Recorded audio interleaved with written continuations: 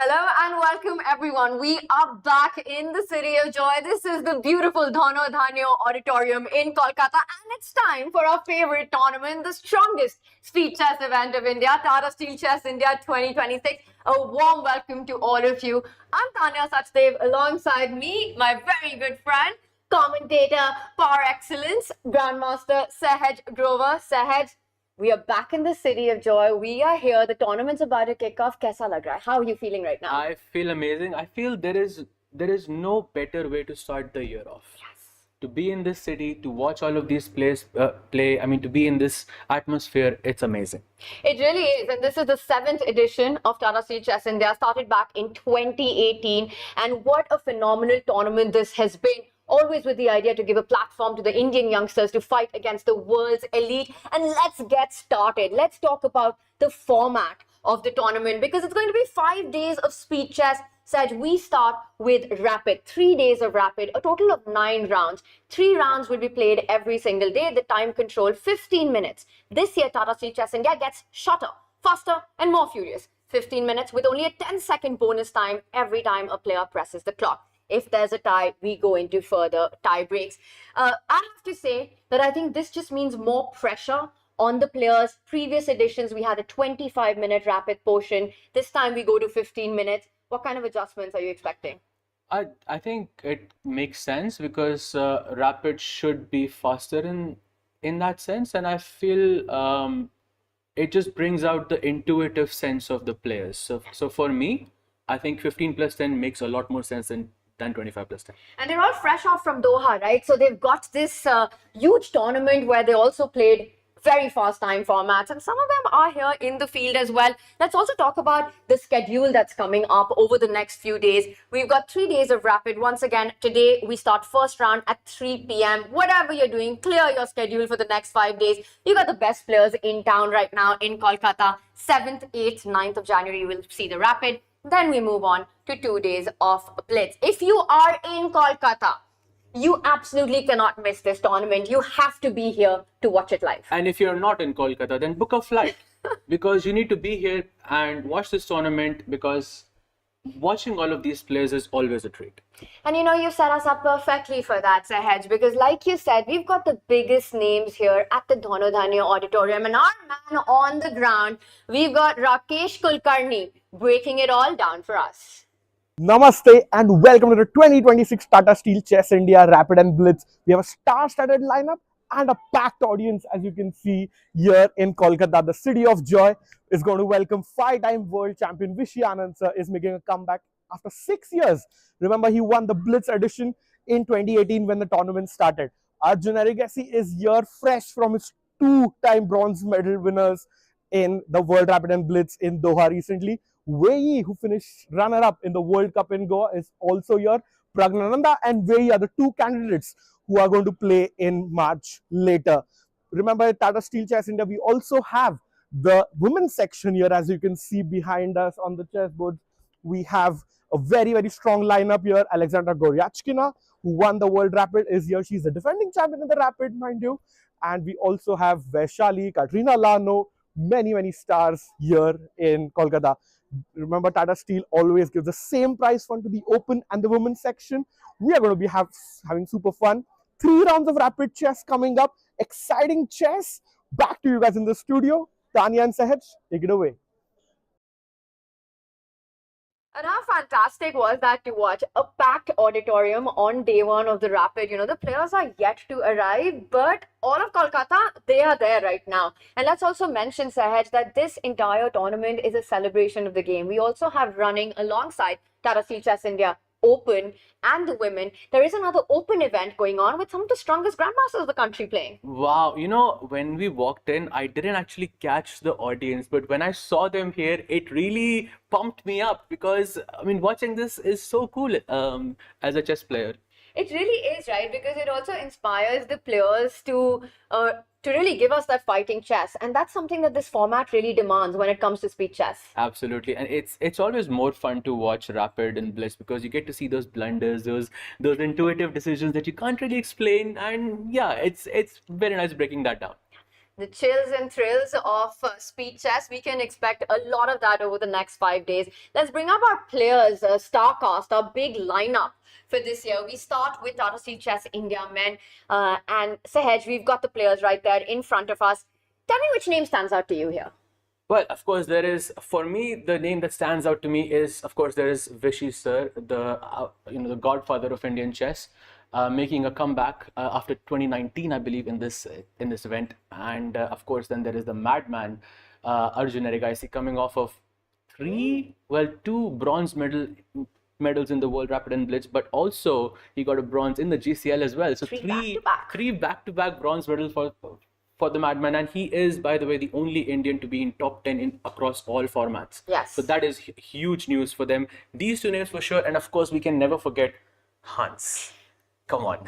I like where your head's at with Hans, when Hans plays, I feel like he's always a very, very big threat, and I think he could be a favorite as well. Arjun's been one of the star players of 2025 with his achievements, with how much his world rankings, his rating has been, and like you said, making it across all three formats in world top 10. Some fantastic chess by him, 3 back-to-back bronze medals, 2 in Doha in Rapid and Blitz. So he's definitely looking at that big tournament win. He's also the player who did win the Tata Steel Rapid back in 22. Speaking of Vishy, he played in 2018. He won the championship here in Kolkata. In 2019, it was part of the Grand Chess Tour. And he's come back every year as an ambassador of Tata Steel Chess India. But this time, he'll be on the board. If I have to point out one story, I think for me, it's the third name you took.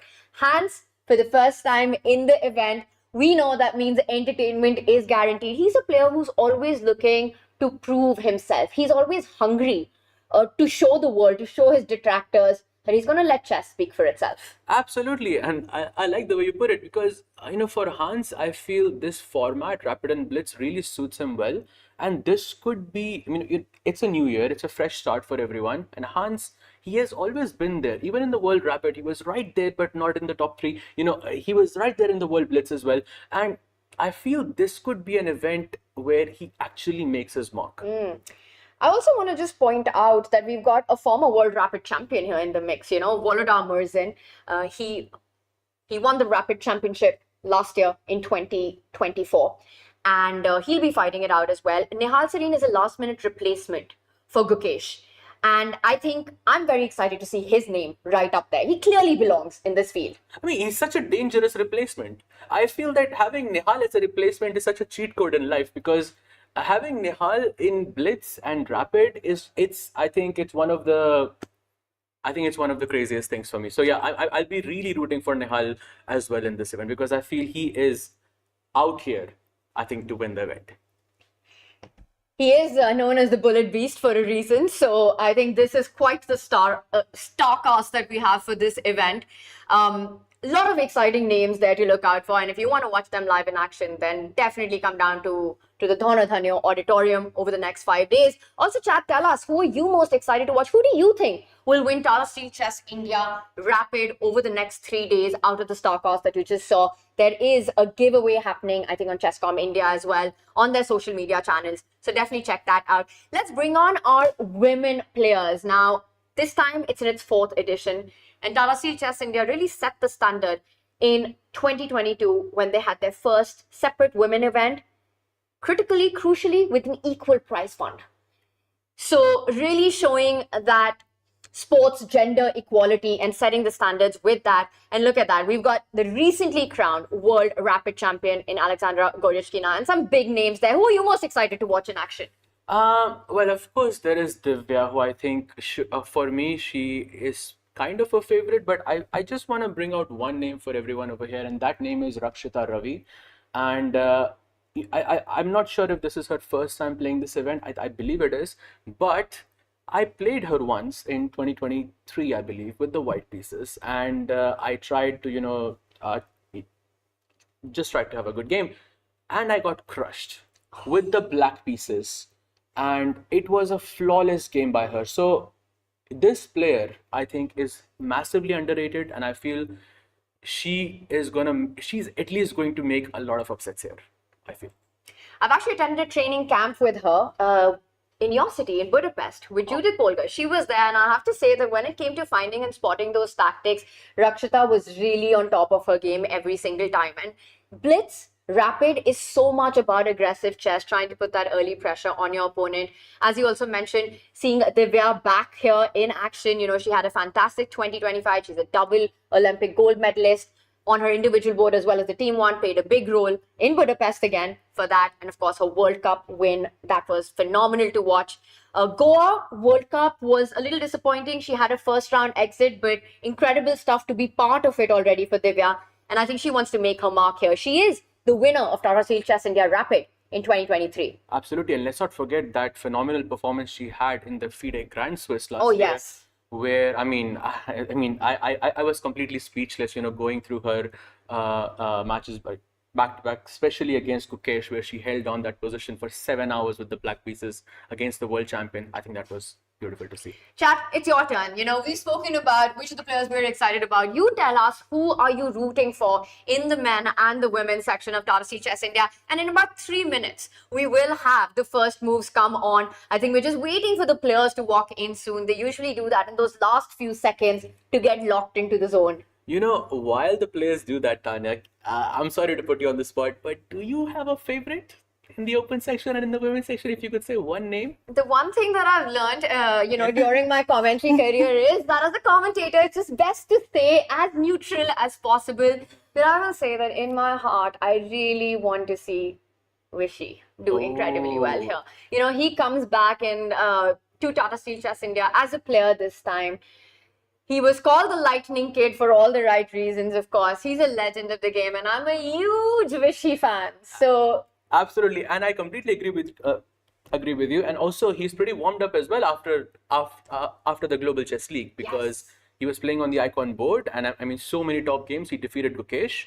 I think that can really set him up for a great event here. And not once, he defeated him twice. He had quite a result with him, and so looking forward to see the action that Vishy brings on the board. Let's bring on our pairings, our matchups that we've got in the first round that's coming up. We're just a few moments away from liftoff here, and there we have it in front of us. Sahaj, which one catches your attention here? I think it has to be Vishy versus Wesley. That's, I think, a huge one. And of course, Arjun playing against Vidit is a huge one as well for me.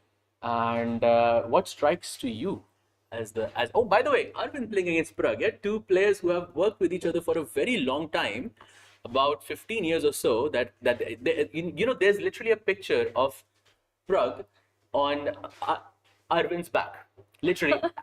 On a piggyback, literally. There's I've seen it. I've seen it. And I think it was clicked by their coach Ramesh. So definitely go find that on the internet if you haven't seen it already. And I love that call out that you give to it. I've actually seen them at training camps at the Chola Chess Academy, which Ramesh is a huge part of. And they work together. They're incredibly good friends. They know each other really well. And I think we're getting an update that the players have started coming one by one. And the first one to arrive is Harika. There on the stage, and look at that auditorium. It's early here in the afternoon in Kolkata with players. People are filling in to root, and let's remind everyone there's also another open event going on. Absolutely. And by the way, we should also take a look at the women's pairings as well, as Harika sits on the board, and there we have it in front of us. Tanya, which match appeals to you the most here? It's got to be the top right matchup, right? It's the all-Indian clash. Harika's already there. Divya will arrive soon. I think Divya versus Harika, it's a generational clash of Indian women chess. They've been teammates. They're rivals. They also have history from the World Cup. Divya had knocked out Harika in the Women World Cup. So there's definitely a bit of a grudge match here for Harika. And knowing her, I think she wants to show, you know what? I know how strong you are, but I am still the boss of Indian women chess. Absolutely, and no better way to show that. And by the way, for me, also there's a match between Rakshita and Goryachkina, who I believe is a favorite in this event, because she is, when it comes to faster formats, I think she's one of the best players. So Rakshita, being the underdog, going against Goryachkina will also be a fun match to see. So overall, fun fact, day one. I love it. And it's going to go really quick, right, chat? Because we've got only 15 minutes with a 10-second increment. It's back-to-back games. We've got 3 games coming up. The players, by the way, have a beautiful lounge here, Sahaj. I don't know if you've checked it out. It's super nice. And I have to give a shout out to our amazing studio as well, which looks incredible. So the organizers, Game Plan, have done a great job. And there we've got on the screen, the players are arriving. Do you think there's something to be said for the women players to be the first to come on stage? I think they're a bit more punctual, maybe. I like that. The ones on time here. Is that? Or maybe the bus didn't arrive, yeah, for the open session. That's also I'm possible. going to go with your punctual theory. Oh, and there Oh, we see. there's Wei. There's Wei. And he kind of likes playing in India, right? He had a fantastic. In fact, I bumped into him in the lift and I told him, I was like, the amount of time we've been spending in India, maybe it's time to pick up a place here. He's played 3 tournaments, pretty much back to back, over the last 2.5 months, starting from his run at the World Cup, where he finished second, qualified for the candidates. So clearly fell in love with India right there. Then he was here in Mumbai for the Global Chess League, which just finished about 10 days ago, and he's back now. And he finished second there as well, Yes. by the way. So it's been a great run for him so far, going into this. And Wei Yi, he's also a candidate now, so this will be good practice for him as well going into the match. The players are ready. We'll have liftoff very, very soon. Tanya, which match is the most exciting to you? Just all across, I love this scene that we have in front of us, capturing the entire arena right there. There we see Nihal. He's just walked in. He's playing his first game against Wei. I mean, that one promises to be an absolute thriller. For Nihal, when it comes to speed chess, he can take down just about anyone in the world. Oh, absolutely. I think Nihal, again, as a replacement, it's just a cheat code for me. I think he's just too good. And there it is. Hans has just sat down on the board, adjusting his pieces. Players are ready. Oof. This is... Oh, there it is. The jacket is off, Tanya. Let's go. You know how we say, oh, the gloves come off when the fight is on? In chess, when the jackets come off, the players are totally locked in there. And I think we're going to have... There we have India's second Grandmaster, Dibendu Barua. He's the tournament director this year. And I think we're going to have the clocks started by him. He makes the first move, the ceremonial move, as the Grandmaster. Wesley there with a smile. He starts with the King's Pawn opening. This might be Vishy's choice as well against Wesley. I think Vishy has been going for e4 throughout, even in GCL. Every single game, I believe he was playing e4. So I think he's going to go with the same. We have liftoff and he goes for e4 once again. Let's go. And Caro Khan on the board, Tanya. Interesting. Caro Kanya.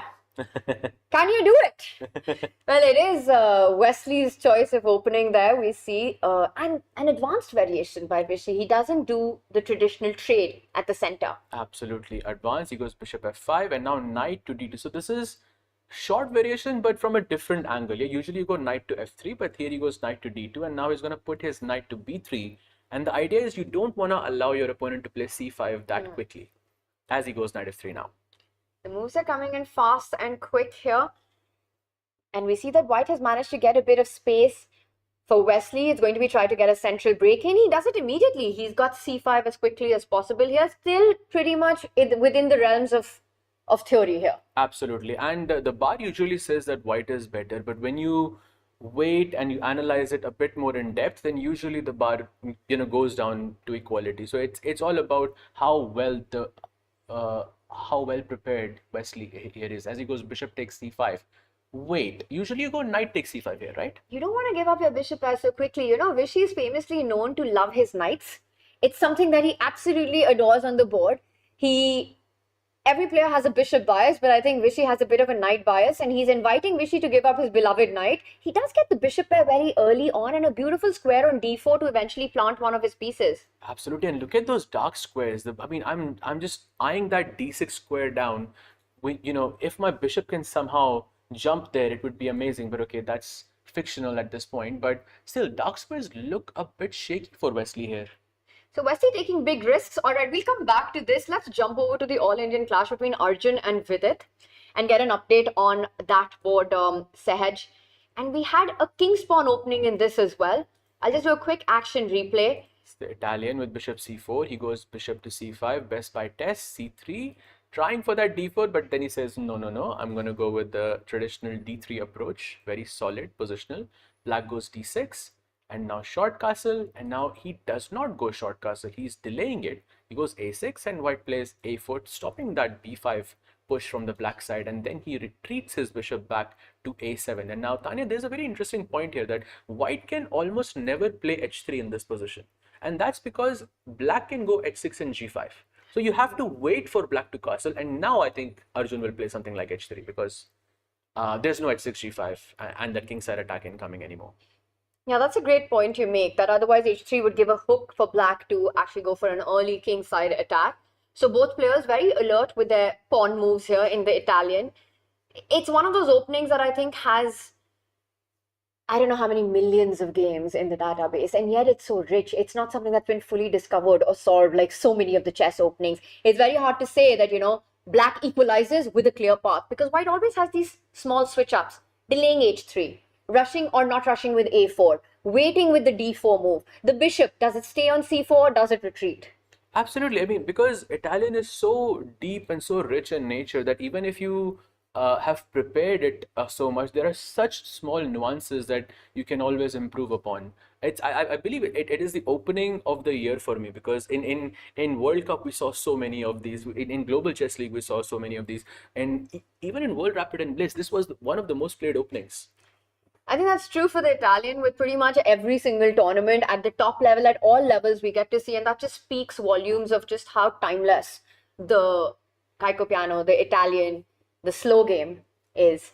And here we've got our scenes coming in. Vidit and Arjun locked into battle. Right behind them, I spot Pragnananda.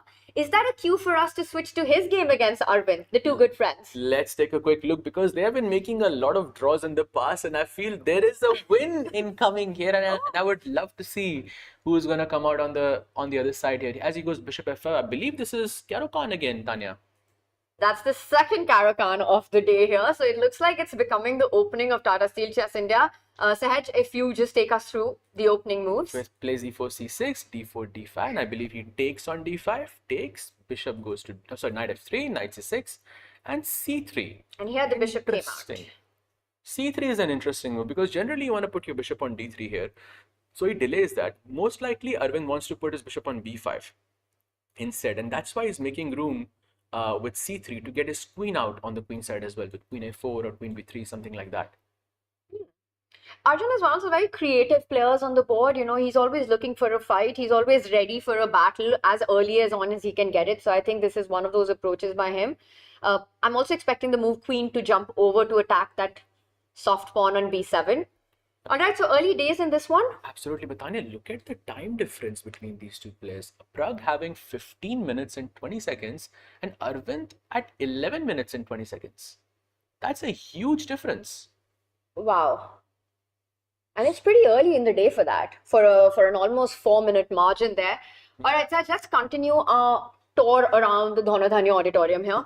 And we'll move on to Vehi versus Nihal. We were talking about Arvind jumping out with the queen. On Vehi's board, he already has the queen there, attacking the b7 pawn right now. Oh, yes, and then he defends it with rook a7, very fancy. And now I think it is up to Vehi. How is he going to continue forward? I like rook c1 just to develop and, keep things developed on the queen side. But I'm not sure what is the way forward for black here. Are you just wanting to just take your bishop out and castle?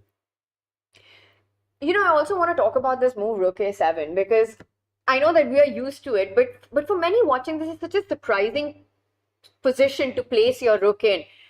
And one of the ways in which black is actually looking to find that into play later on can also be via the 7th rank once the b pawn moves ahead. Wow, that's a great point. And also, I think you couldn't play the queen. I mean, firstly, you have to defend the pawn on Yes. d7 somehow, right? You couldn't put it on d7 because the knight can jump to e5 and attack. You couldn't place the queen on the c file anywhere, because then my rook will go on the c file and then put an x-ray along the queen. So, and I'm still not sure why b5 is not possible, but rook a7, I really like that idea of getting that rook into activity through that 7th rank, Tanya.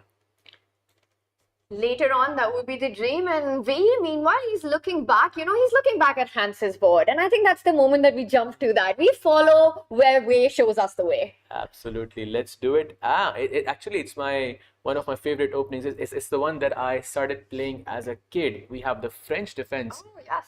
in front of us. I believe it's d4, d5, and then he goes knight to c3, and black plays knight f6. The Steinitz defense, as they call it. White goes f4, c5. Starts looking very aggressive early on this opening. I've always liked it with white. I know that you have a soft spot for it with the black pieces. I have played so many games in this opening. I still don't know with which color do I like it more. White goes bishop e3, and he develops with a6, queen d2, So far, we are still in mainstream theory. It's very important to not castle on the long side because black can play c4 and attack on the Very quick. yeah, very, very quick. So you have to play either you castle on the short side with bishop e2 exactly, or you just chop that pawn off with on c5.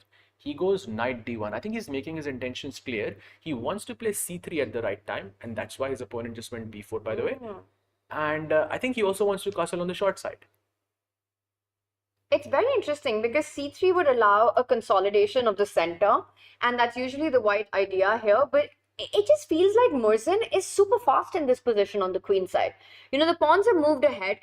Feels like it's sort of divided into two halves, this position, where white is going to focus attention on the right flank. For black, it's all about activity on the queen side.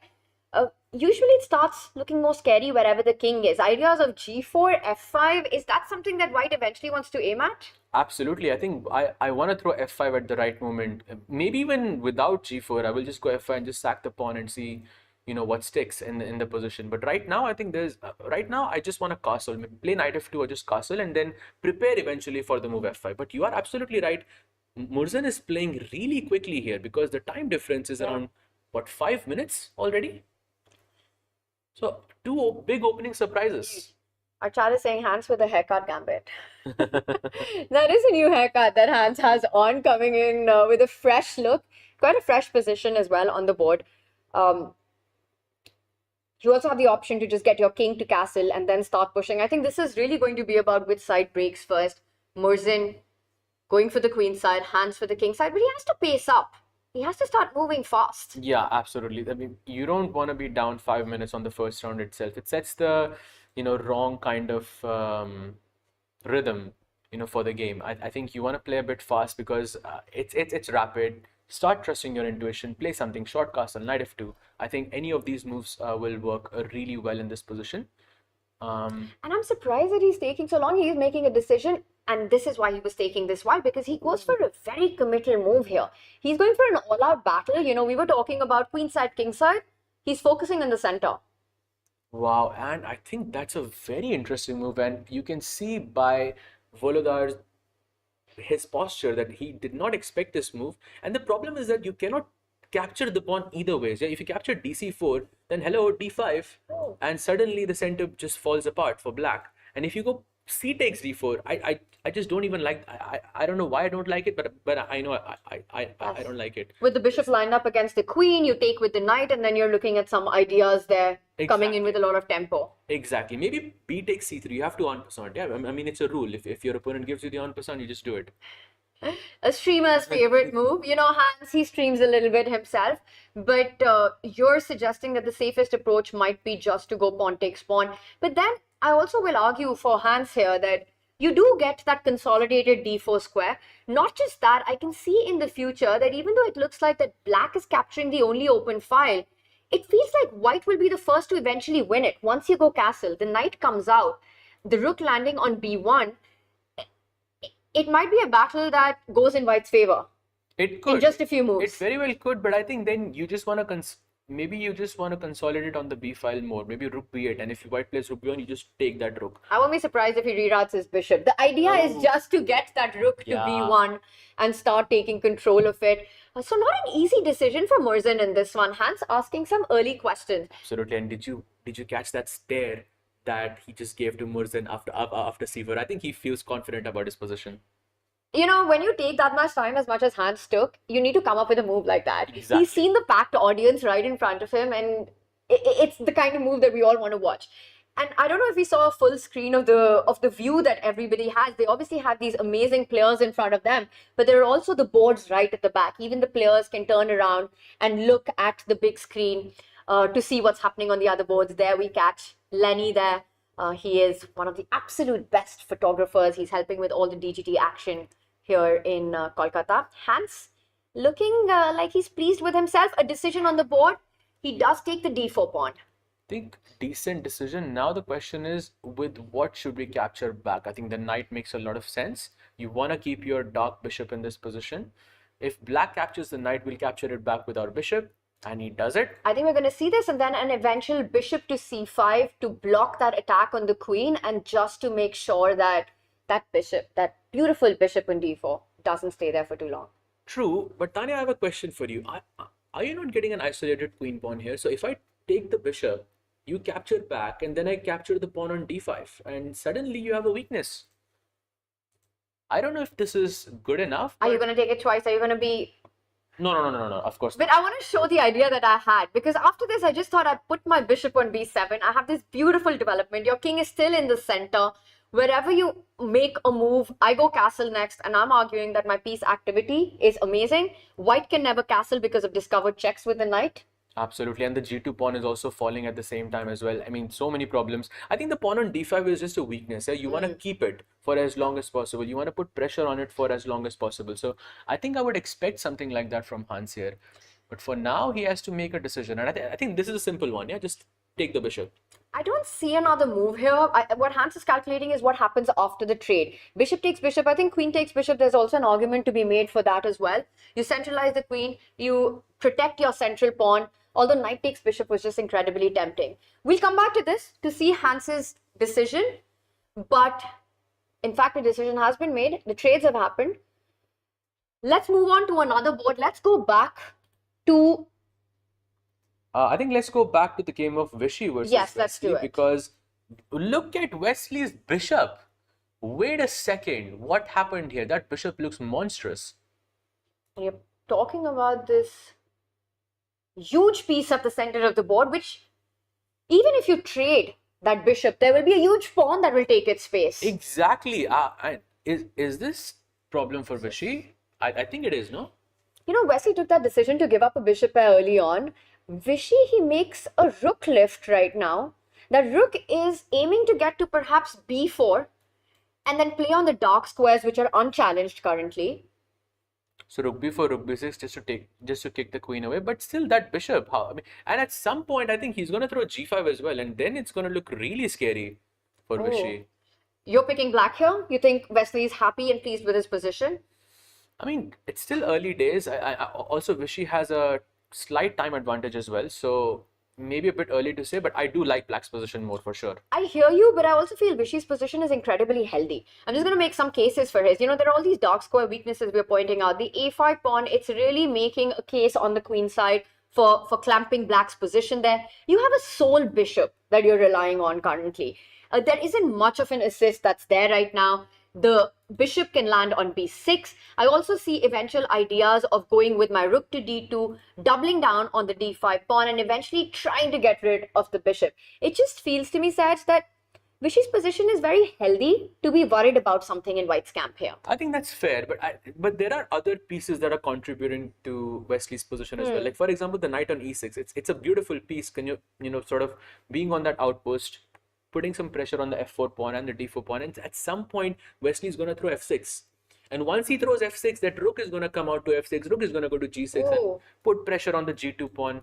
I don't know. I feel like it's a good position, but I find it difficult to make progress from Vishy's perspective.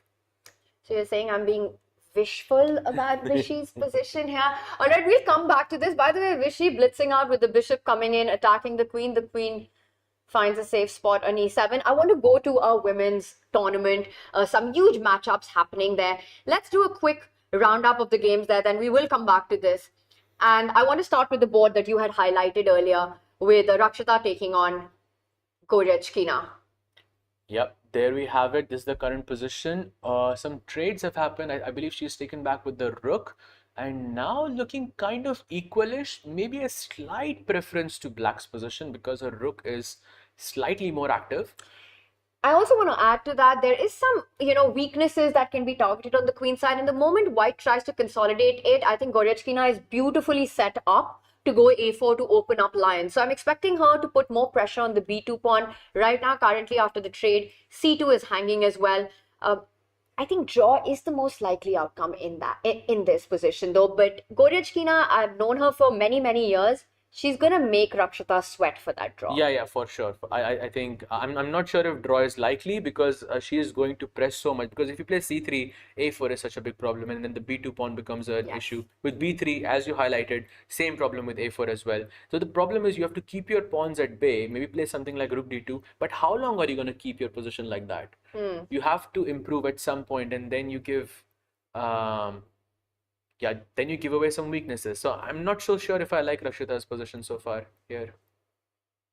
All right, so we'll come back to this, Rakshita, and a little bit of a pressure here. Let's go to the all-Indian face-off with Divya taking on Harika in the very first round here at the auditorium here. And early days in this position, clocks are pretty much level. I want to add both players mirroring each other right now on our cameras. I think difficult position to say who is better here. I mean, optically, I think Divya's position looks a bit better because she has pawns on e4 and d4. They are on the center. She's grabbing more space there. And also with the knight coming to f1, that's her previous move highlighted on the screen. White can go knight g3 and maybe put some pressure on the king side as well. And for Harika, I'm not sure where is that counterplay coming from, because generally when you play these positions, you want to sort of make a counterplay on the queen side somehow. But where is that coming from? Are you going to play b5? Then what? Yeah, it's a great question. And usually in these positions, black equalizes. For Harika, she has to look for also maybe activity at the center of the board. It looks very dangerous, but I wonder if d5 is also something that's on the cards for her to just try to neutralize. But I can see her hand hovering over the bishop. Maybe she's hinting at that move. She develops the bishop. Maybe d5 is an idea that she's looking at, or is it the more cautious c5 to open up her own bishop and block the bishop on a3? c5 or d5? What's on Harika's mind here? She goes knight g3, by the way. We're gonna find out. She doesn't play any of those. Wow, okay, now it's clear. She played g6 because I think with the move d5, you were opening up that Spanish bishop on c2. And I think that whole diagonal. And now I think with Harika's last move, she blocked that. And I think she's aiming for the d5 break. Nice find there, Danya. She also stops the idea. Neither Divya does Divya things. It's h4 on the board. You know, for Divya, I've noticed you give her one opportunity to push that h-pawn, especially with a hook like g6, you know, which is just inviting the move h5.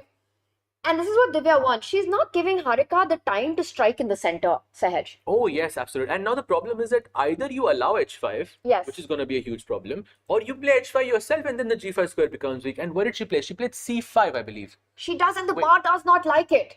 c5, a committal move by Harika, and I think the reason for that is also, Sahaj, because here there's a possibility that white simply closes the center and completely shifts focus on the king side. Exactly. They say that you should break the center when you're facing a flank attack, but this is the opposite. Yeah, now Divya has a golden opportunity to close the center and then launch the attack on the king side, and suddenly Harika's position looks very, very suspicious. I think, Sahaj, Divya might also be just thinking of striking immediately with h5, but I like the more cautious approach. Block the center first, take away all the breaks, and then eventually even read out the dark square bishop to another diagonal. And basically, Harika, all her pieces are on the queen side. The queen is there, the rook is there, the bishop placed on b7. You're putting in this h5 idea in. I'm really liking Divya's chances here. Would you play h5 or d5 here? Very tough. I think I would be more inclined to play d5, but that's more me stylistically. I want things under control. Divya is the queen of chaos. She does go for d5. Wow, you guys are completely in sync there. And I think she's also looking at that h5 square. And by the way, Harika allows it. She goes bishop g7. It's coming. She's gonna go for h5. Has to, right? It has to. She's set up for this, right? She played h4. This is really the moment. You don't care about it. That's a sacrifice. It's a gambit, but is anyone brave enough to capture that h-pawn? Not me for sure. I think no ways that you're going to capture that pawn on h5. I think even g5 looks really risky because that square on f5 becomes weak. And my knight can just jump there. So your only option is that you keep the pawn on g6, which is not healthy. It's never healthy. The only case that I can make for Harika's position here is that I'm expecting her to now divert her entire attention to the A line. And all right, she waits first. Divya doesn't rush with h5. She brings her bishop out. And I just want to finish this point, Saj, that I think for Harika to try to trade pieces, she doesn't have space. Rook a8, double up on the A file, try to get as many trades in as possible is the plan that I think is very Harika-esque in nature. I think that makes a lot of sense as well. But then you also have to accept that, okay, the position is maybe slightly worse for you. And I'm not sure if Harika has accepted that yet. Maybe she's still trying to launch that attack on queen side. Maybe with b5 at some point, yeah? You see, that's why Divya played bishop d3, because she wanted to stop b5 from Harika. She stopped the idea. This is prophylactic. And she says h5, you're never going to stop it with your own h-pawn, giving me the g5 square. Okay, good. Oh no, I was thinking something like knight takes d5 and just completely let's have chaos on the board. But maybe that's too much, yeah? You want to give up your knight for 2 pawns?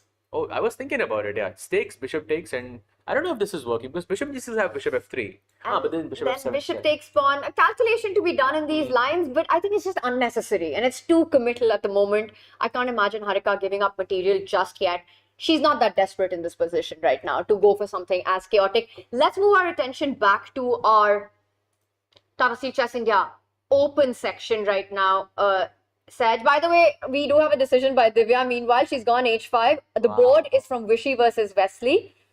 And we see the rook did land on b4, tying down Wesley's queen. Your g5 idea was played. Exactly. So he has gone for g5. Wesley is going for the win with the black pieces, and that bishop on e4 is just majestic. I mean, there's nothing. You just cannot do anything about that bishop ever. You just have to capture it, and then black captures back with the d pawn, and suddenly there is a whole pawn chain on the king side. I love what Rajiv Kumar is pointing out. Vishy being 55 and still being competitive is amazing. I think Vishy's longevity is one of the biggest parts about his greatness. Absolutely. I mean, you couldn't. I mean, also playing in GCL, defeating Gukesh. I mean, all of those things. I mean, wow. I mean, you just cannot. No one can do that.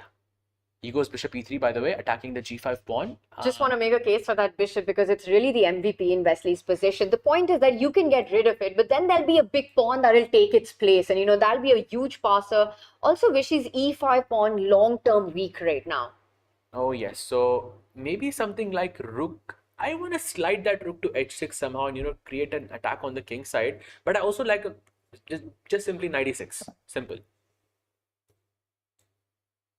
I see it, and your grandmaster mind was already into this position. He stops one move short, but now there's a big threat on the board. The queen is free to start targeting e5 as well at the right point. g5 is defended. Also, watch out for f4. If the g line opens up, the black rook is lined up against the king. You can move the king away, put the other rook on g8 as well, and then play f4. I mean, so many nice moves here. I'm still thinking about Rajiv's chat there about Vishy, and I want to also point out that in the total World Chess Championship, Vishy's name is also announced as one of the players. So I think it's amazing that we get to see the legend on the board so much back in action. He was at the Global Chess League. Now he's in Kolkata. He'll be in the Total World Championship. Wow, playing so much chess. I mean, this is Vishy 2.0. I think Vishy's evolved so much in his chess career over the last 4 decades, more than 4 decades, that I don't even know what version this is, but every version has been right at the top. Absolutely. And now Vishy is thinking the time is more or less balanced between these two players. Yes, and I want to say one position that looks absolutely not balanced is Wei versus Nihal Serene. Let's quickly jump to that board because somebody's about to get checkmated, Sahaj. And it is not Nihal. Because look at that pawn on h5. I think it's not Nihal. I was thinking that if somebody's about to get checkmated in the position, it's got to be Black's king. Oh, yes. He goes g takes h5. Very brave, opening up the h line. Rook takes h5, and is he just busted here? I mean, it looks. Look at all of Black's army. That's all targeted towards Wei's king, which is super safe. Sahaj, you are into the position. What's going on? Bishop h7 check. Is it working? Is it working? I think it's working. Okay, moment of truth. Bishop h7. It's working. Right? Go. Bishop h7. King takes rook check, and the other rook slides to h1, and it's checkmate in 1. And king g6. I think you don't survive this. Knight f4. Oof. King f5, g6 must be a mate. Okay, there has to be a mate in this position. Let's find it. It can be, I mean, if nothing else, you just bring your queen back, right? Black is forced to give up the knight and or queen d3, whatever you want. Absolutely. So this is completely busted. If not king to g6 and your idea of king g8, then the rook slides over. This kind of reminds me of that game of... And it's game over. f6, you just block the runaway with g6. Exactly. And checkmate. Yes, Sahaj. Yeah, you remember that game of Dubov and Nihal where he plays queen h5? It's a very famous video where he goes queen h5 and he takes, and then bishop takes h7 is a mate. It's very picturesque because I have to look this up. In that game also, the bishop h7 was a move. And look at Wei. He's going for it. I think he goes for this. I think he's about to play it. He's about to play this stunning bishop h7. Sahaj, what a spot, by the way. Bishop h7 when Wei's leaned in like that and he hasn't immediately captured that pawn, it's about to happen. We know it. We know it's happening. He has seen it, and I think Nihal has also seen it. That's why he's looking on the other side of the board, yeah? And the problem is, even if you slide your king, then rook takes pawn comes in with double power. Oh Your yes. rook is already lined up against the black king. Wait, is this officially lost after bishop h7 check, Tanya? Is that the case here, or do you think there are still Nihal there is is still so some hope? sneaky, and again, it's not over till the last move is played on the chessboard. But Wei doesn't mess up this position. I'm going to say yes. I think if Wei plays bishop h7, Nihal doesn't come out of this. I think I completely agree with you. Bishop, it's almost unbelievable how he's going. It just doesn't feel real. Oh, he goes rook h5. He just does not go for Whoa. bishop h7 check. Sigh of relief, I think, for Nihal, because now he can play g6 and block that bishop. He definitely has to be breathing again right now. He immediately blocks that bishop, hits that rook, and a huge shout out. We've got 5,000 people watching us live across channel, watching the Tata Steel Chess India. It is awesome. If any of you are in Kolkata, please come down to the auditorium. What an experience that is. And like the stream, spread the word. Let more people watch this incredible action here unfold. This is such an amazing tournament for Indian chess. Absolutely. Serge, just this platform, just the legacy of it. It's my favorite tournament, I think, to watch. You say that in every commentary that you do For for this every one, tournament. it's my favorite event in the sense that it's a favorite format for me because you have rapid and blitz both, and I think we need more of that, yeah? I completely agree with you, but I will say though, I've heard that line before from you. That's what you said. That's because last year I said it at this event. I think it was right here in Yes, Kolkata when I exactly. heard it last from you. So, Nice save. so given. But no, this is such an exciting moment. And I want to point out that Tata Steel Chess India is like, it's the brother to Tata Steel Chess Vaikanze, the rapid and blitz version. Of course, wanting to build that legacy just like the Wimbledon of chess has over so many years. So again, everyone watching, like the stream, spread the word, and keep enjoying the show with us. All right, so he goes for another plan. He's thinking about doubling up on the H line to find a way in on the H file. That would be very powerful. Rook H1, Rook H8, Rook H7, checkmate. Yeah, I think Nihal right now is just it's so Can you just happy. take, Serge, he's just like, I would have resigned 5 seconds ago. Wow. But okay, after bishop g5, I think you were saying after rook h1 there is bishop f6, I believe. Yes, that's what I was thinking. Just drop your bishop back, defend H8, and keep things under control. Yeah, but if I'm facing Wei Yi and Wei Yi is, sort of looking at the board like this, I think that I'm missing something. So I'm going to recheck my lines again and again to see what did I miss. I can't believe he didn't play bishop h7. By the way, Nihal, going for the defense that we were discussing right now, you need your dark squared bishop on that fianchetto diagonal to defend your king. That is your defensive plan. But Serge, the drawback can be that now Wei's attention might switch to the G line. Oh, so it was a poisoned pawn, and suddenly you can go bishop takes g6 at the right moment. But right now, there is that pawn on e3 hanging. So he goes rook h1, threatening that check on h8 and potential checkmate ideas. And now I think he's going to drop back with the bishop. You want to defend that square. he has to, right? Bishop f6 is the only move here. I don't see any other move here for Nihal. Nihal with a side eye there. Absolutely. By the way, not much time remaining for either of these players. 2 minutes for Wei Yi and 4 minutes for Nihal. We've got Nihal, who's the bullet beast. I also want to point out, it's kind of really fun to say lightning kid for Vishy, but that was his moniker back in the day. He's got about a 4-minute lead against Wesley, so on the clock, by the way. And the position is level. Do you want to take a quick jump in on that? Absolutely. Let's take a look and see what happened there. Crazy position. Wait. D4, is that what Wesley played? Just sacrificing the pawn? Wow, that is very, very Voluntarily. Queen D3 was played, attacking the D5 pawn. And at this moment, Wesley says, I don't care about that weakness. It's better gone than on the board. Bishop takes pawn. And Wesley to move. But I kind of like Vishy's position right now. Looks like a healthy extra pawn to me. I don't think. Wait. That was a blunder by Wesley for some reason. Wait, G takes f4, knight f4. Wait, is that e6 check? Pawn takes pawn, knight takes pawn, e6, and I think, okay, Vishy, he's sensing something. Let's see what He takes it. He does it. It's the right approach, and he comes in with a queen. And look at that, Serge. It is the best move in the position. Wow, I think Vishy is in with a crushing advantage on the board and the clock. But 1 second, knight takes rook. Is it your idea e6 then? I think the rook on c8 is hanging. Perhaps, I mean, that's just a safety net for me. If e6 doesn't work, then I take Just the rook take on it. c8. I love it. Yeah, and then e6 check can be very dangerous because b7 pawn also, is hanging it. So it's actually a double attack. I think he missed this move. Did you see that Wesley's Yes. reaction? He completely missed it. Because Sahaj, until you pointed out the rook is hanging, I had forgotten about that rook. Absolutely. And I think so did Wesley. And I think that move e6 check, the move that I looked at first, that was a distraction here, because when the knight moves away from the e6 square, you're automatically thinking, let me give this check and see what happens. And it's too late to put the knight back because now white simply captures another pawn. And let's do the math. That's 2 extra pawns and it's white who's on the attack on that black king, on Wesley's king. Vishy, can he put the finishing touches to this game? I'll quickly bring up our live board. Wrong game. Getting the right one up. This is where we are, Sahaj. Queen f5. What a find. Full board alertness by Vishy. LPDO, loose pieces drop off. Wow. Nice one there. And by the way, 5-minute advantage as well for Vishy there. I mean, he's winning on the board and on the clock as well. I think I think he's going to convert this. Yeah, very difficult for Wesley to make a comeback here. What do you say? I think he does it. Vishy will not mess this advantage up. He's already up a pawn. There's no attack on the white king. And I think queen f5 was the point that Wesley missed when he sacrificed d4. When he gave up his d pawn, he had seen the idea of the f pawn moving forward.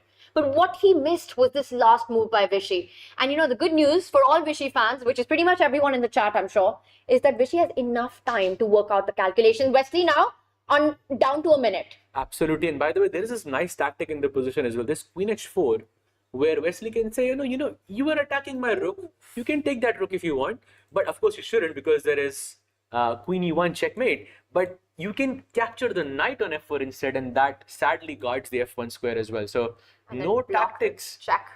He makes a move. He goes knight h3 check. All right, so he saves one of the pieces with a check, which he's going to simply slide the king. And the problem is, it wasn't just a double attack. It was a triple attack on the knight, on the rook, and the g-pawn. Oh, yes. I think now both king h1 and king f1 should, I think, work for Vishy. But he's trying to work it out which one. Chat, get hyped. I think Vishy might be the first to get a first round win right now. That's awesome. He goes king f1, I think. Yeah, played. So no back rank ideas? The only sort of downside here is black can play rook f6, but okay, that's not possible because the queen is not, because there is a pawn on e5 guarding that square on f6.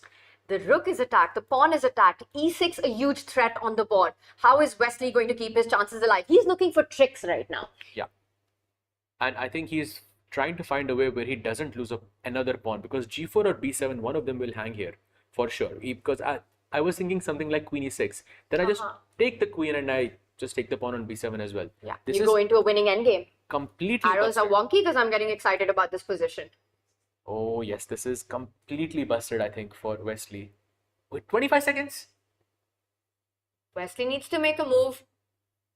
Wesley's been a regular here at Tata Steel Chess India. He comes every year, and I think this, he was playing ambitiously this position. So it's really not the start that he wanted. He does make a decision. He goes rook to g8. And I think he's trying to double down on the g file and try to put some pressure, maybe find a hiding spot for the king, for that king on f8. But my question is, can I go just rook takes g4 and just capture the pawn? It's a free pawn. Let's just take it. I feel like you can, because if I go rook g4, you can capture my rook. I capture back with my queen, and suddenly your knight on h3 also hangs. But what did Wesley calculate here? So rook takes pawn is the move, and it's the most natural move in the position as well. I think Vishy is going for it. You think he's about to do it? Yeah, he was just going for. What do you think, Chad? Does Vishy get the ball at the back of the net in this one? There's another very cool move. Queen f6 check. I think it's working. This queen f6 check. You just trade the queens and that's it. That's game over. Wait, he's going for it. And he does it. He goes for e6. It's a different check, Sahaj. He opens up the bishop, and Wesley's king is being forced up the board right now. This almost looks like, as Peter Lecker would say, if this is not checkmate, then I don't know what is. Yep, he's searching for that mate. It is there somewhere. Maybe just pawn takes pawn is a logical move. He does make a decision. By the way, huge swings are happening on the Arjun with it board. Should we quickly take a look at that? Or Sahaj? Absolutely, let's do it. See what's happening there. Oh, wow. Completely winning for Vidit right now. Wow, that is huge. Vidit defeating Arjun with the black pieces, and it looks like the game is completely won. Where no counterplay for Arjun whatsoever. All right, we'll come back to this, but let's go to Vishy's board back again, because I have a feeling that one's about to end, Sahaj. Yeah, I think Wesley on the verge of a resignation there, but But I feel that this is the kind of position, because there's a knight on the board, which can be a bit of a nightmare, that there are some swings that can happen. You Absolutely. simply capture the g4 pawn. But be careful, there's rook f6. That could be a problem. I'm not sure if it's working. I think there's rook g5. Yes, There's rook g5, yes. there's so many tactics, Vishy, and we're looking at the line rook takes pawn, rook f6, which has been set up, and then ideas of rook takes knight, rook takes queen, rook takes rook would come in with a check and checkmate to follow. Oh, Too many arrows, but beautiful, beautiful. No, I think this is the one time I would say the arrows are completely worth it, yeah?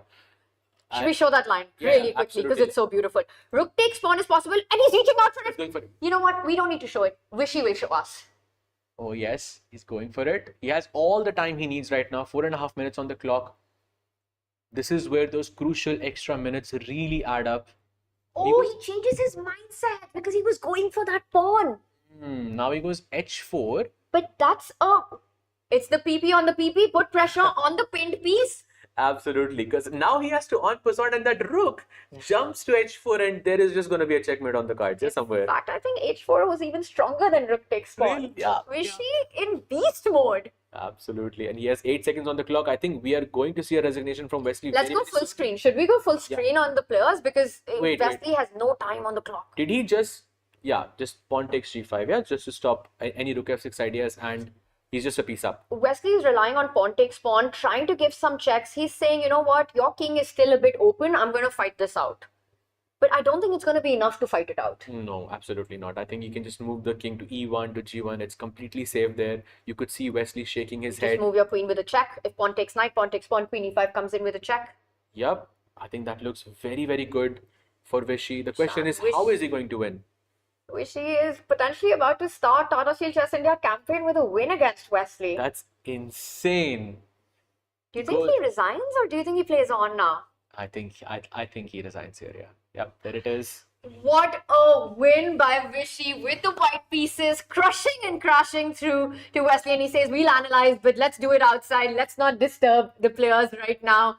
But what a start for Vishy Anand in his comeback to Tata Steel Chess India. Absolutely. And he's the first one to finish.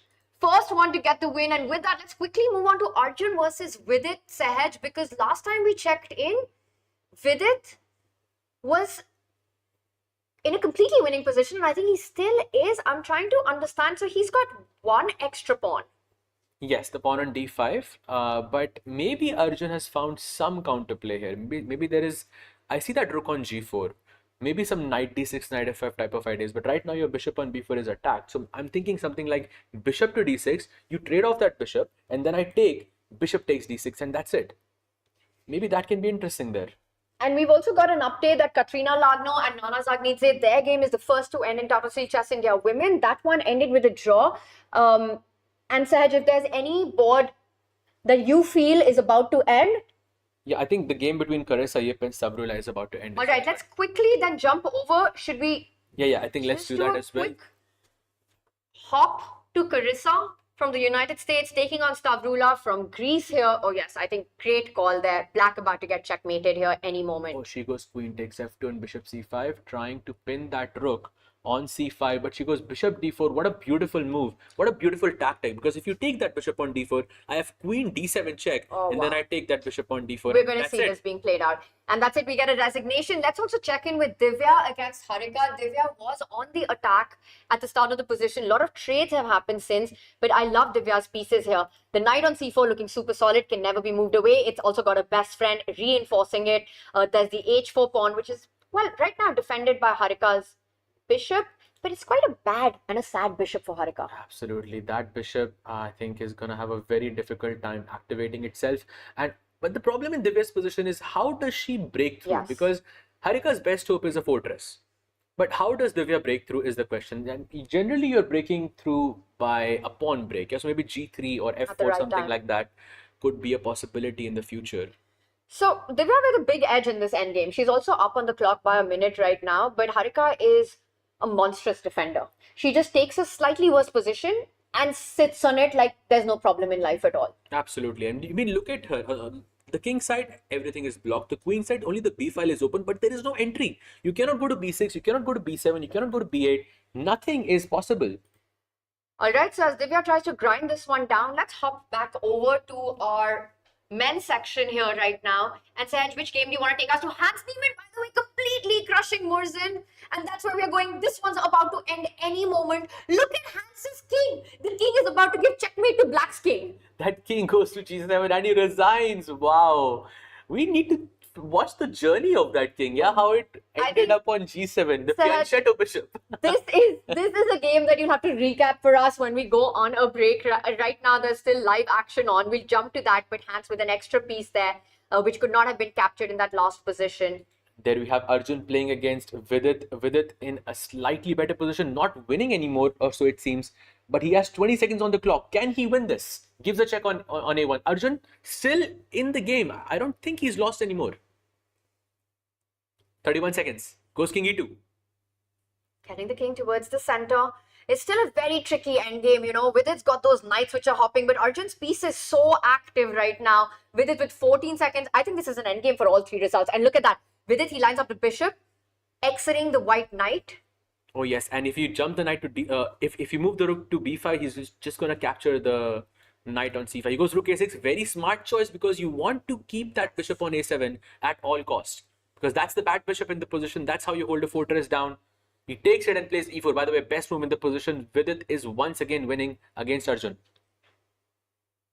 And Vidit's plan is pretty simple, right? The king is going to join the party in the center. Eventually, at the right time, he's going to move the pawn. The bishop looking good. Arjun, meanwhile, races the knight back to defend. Yes, looks very, very difficult. He goes D3 check. Very smart. Trying to fix his pawns on the alternate color of the bishop. That way, the bishop can expand on its activity. As you can see, that bishop looking down on the golden pawn on F2. And now the king has to retreat back to F1. Not a good square.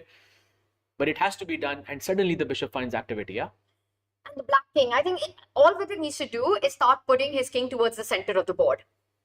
Is he, you want to time E3 at the right moment, and it just feels like it's too soon right now, because every pawn trade would get Arjun closer to the draw. Unless you've calculated a win, you don't push E3. Yeah, and he doesn't have much time to calculate also. There's only half a minute on the clock. He goes King F7, bringing the king into the center. And now, I think Arjun has to find a way to prevent E3. Now that you mentioned this threat, Tanya, this looks so scary.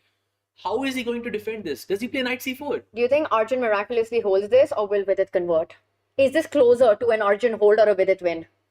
I think Arjun can hold this. You think that's my feeling, but that's my feeling. Hot take, chat, hot take. That's my feeling, but I think I've seen Arjun in World Rapid and Blitz, and he's an absolute monster when it comes to these situations. And for Vidit, 2025 from a chess perspective has been shaky because there's so much that's been happening in his personal life. He got married. He's been, it's sort of taken away a lot of his training time in so many ways. It's been tough for him. So starting Tata Steel Chess India with a win against the most informed player is exactly what he needs to find his rhythm. Absolutely. I couldn't agree with you more as he goes F3. By the way, inviting E3, there are 2 pawns on the 6th rank now.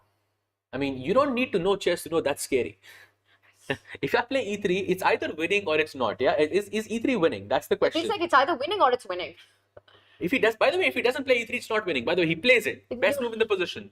It's also the move that's being, it's screaming to be played, So the knight jumps forward, it's stacking the bishop. You want to go E2, but notice how after King E1, you don't have the check on A5. Plays D2, best move in the position, King E2. By the way, he's about to win. I think Vidit takes this. Yeah, can I change my answer? No, too late. Too little, too late. I feel like I would love to change my answer right about now. Knight C3 Sahaj with D1 queening. Oh, he has to take that pawn on D2, and with that, I think it's just a simple matter of endgame technique, which I think Vidit will convert. There's no way. There's no way to fight it. You can give one check, but that's useless. And he does give the knight for 2 pawns, but Vidit has enough pawns to convert this one. It's technique, and I think Vidit's up for this one. Oh yes. Unless you can make use of that pawn on H6, it's a wrong color with the bishop, and it's wishful thinking. But I think, it should be a win. So the dream for Arjun to draw this is to trade off pawns, but it's hard to even imagine one pawn coming off the board, let alone both of them. If all the 3 pawns and the 2 pawns are off, bishop knight versus knight is a draw. Yes, for sure. And he he plays H4, offering that pawn on H4, by the way. Now the pawns are level. He's just a piece up. Takes it. Yeah, I think Vidit is winning this one. And by the way, we do have another result where he draws against Nihal Sareen. By the way, that's the first draw in the open section. That is, and it might be the only one. I mean, Anand with a victory there. Hans Niemann starts with a win. Vidit about to convert his game on this board. And Prag versus Arvind. How are we doing on that? That seems like it could be the second draw of the open section. It could be. It could very well be. And it was a very crazy game because Prag was pressing, but Arvind managed to hold somehow. But let's stay on this game because Vidit is about to defeat. Yeah, we'll just update everyone that is a rook pawn endgame. There isn't much happening there. So let's stay with this one. Prag, Arvind most likely ending in a draw. So Vidit, will he convert this? Goes He has king to do F6. it. Yeah, absolutely. I think he will go G6, H5. I mean, just has to find a way to try and promote. Maybe we could see a bishop and knight checkmate here, Tanya. It is possible. How long does it take for you to do a bishop and knight versus king checkmate? Can you do it in under 20 seconds? It's difficult, but maybe. You can, yeah? Maybe. I'm not sure. Maybe. I have to play very quickly. I'm So not sure. I could do it with a minute on the clock, and I know that's not a flex. It's a long amount No, of time. minute I is- couldn't do it with 30 seconds. The minute is a flex Minute. for sure. It's very Really? difficult for a lot of people. Yes, of course. No, I think it's people say it's an easy endgame, but I think it can be a bit tricky when you thing play is- over the board. Yeah, because you let the king escape once from the Yes. mating net, and you have to start all over again. But with it, he's doing a great job. Now it's not even that extra pawn anymore. The king has a clear path up. The only thing that Arjun is setting up is 96 But then G5, ideas. G5, and then you put the king on G3 as well. He's going for it. Vidit is playing like Hans here. You know, Hans's king was on G7 as well, and now We Vidit need to see that game set. I mean, what was that king march that Hans did on the last game? It could be the game of the round, I want to say. could be. From could that be. last position we saw. Could very well be, and I think this is about to finish. Maybe. He's attacking the G7 pawn. And I'm going to tell chat this. Chat, when we go on a break before the second game, Sahaj will do a really cool game review from us from one of the actions we missed. So if there's a game that you think was the game of the round from the women or the open, send it to us on chat. We'll look that up. We might even feature you on our broadcast and tell us which game you'd like Sahaj to review. By the way, Vidit, cool, calm, collected. He's doing everything right. Oh yes, 96, and now just bring the king forward, attack the F3 pawn, and it is GG. Okay, I think this is probably where he resigns. I mean, unless he wants to play the bishop and knight endgame. It is possible technically. All right, so do you just now reroute the knight and win the F3 pawn? Is it time to go for it? I'm thinking you can go like knight G7, knight F5. You can take the H6 pawn, and then you chop the G5 pawn, and then you go for the bishop and knight checkmate. Okay, do you think it's gonna happen? Yes or no? If it happens, Vidit gets it done. Of There's course. no question. And he's got a No 10-second increment as well. So he does, instead of go king F2, he comes up with another brilliant way of doing it. He says, I'll give a check. I'll also stop your knight from jumping to F5 and win the F3 He's pawn. also saying no bishop and knight checkmate. Yeah. He's basically saying Arjun resign already. Yeah. King Post F5. Oh, he's going for it. King G6. I think he's going for it. Look at Wait, that. you're not going to... Oh, He's gonna yes. take the pawn on H6 and take the pawn on G5, and we have a bishop and knight checkmate. Elementary stuff, but it's always nice to see it on the board. Vidit will show how it's done. I'm kind of surprised that Arjun... I think he resigns. I don't think he goes into that. I think he resigns, and I won't be surprised if it's this moment. Maybe he'll play another move. Oh, he does! He's asking Vidit to show us how it's done. Well, I mean, it's rapid. Yeah, I think it makes sense. But you know, the sort of the unfortunate thing for Arjun is that his king is already on the wrong color.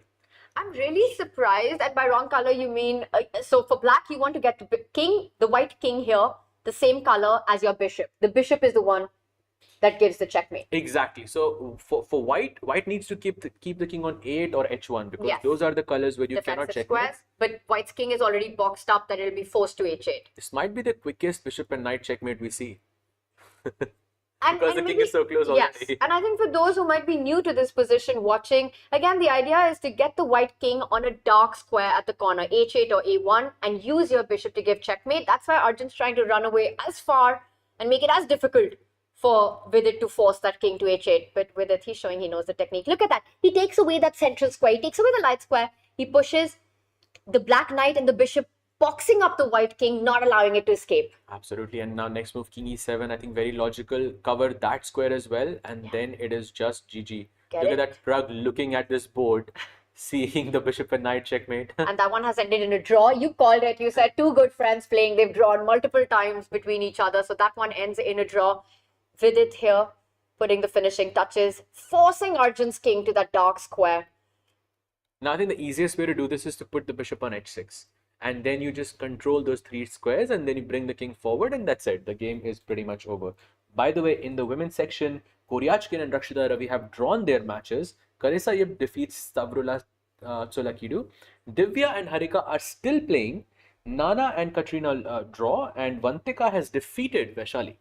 Wow, huge result for Vantika there, taking down Vaishali with the white pieces. And with it, by the way, he's got that 10-second bonus time here. We still have one more game on. Divya and Harika are still fighting. We'll jump to that as soon as this one's over.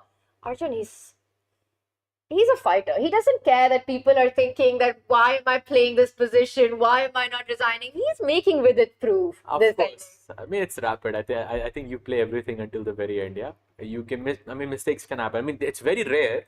I think almost impossible, but mistakes can happen in this sense. He goes king f7. Yes, and now he's managed to get the white king at the corner, Sahaj. And now the idea is that when it steps here, you want to give a check with the knight, force it back, and give checkmate on f6. Exactly. Or on this diagonal. So he gives a waiting move, and that's it. It would have been checkmate into with the knight landing here, the king forced back, and the bishop jumping on the diagonal. So with it, showing that, you know what, bishop versus knight, I know that at the back of my hand. Of course, and defeating Arjun with the black pieces is a great way to start the year. Taking down the bronze medalist from the World Rapid, the World Blitz, with it arriving in Kolkata with a statement win here. Meanwhile, Divya versus Harika is the last remaining game. Let's jump straight to that action. I have a Set question players for you. playing on seconds. I have a question for you. Who's playing for a win here, Tanya? Because earlier it was Divya, but now I'm not sure. You know, the two have so much history between each other. Divya is the one who knocked out Harika in the Women's World Cup.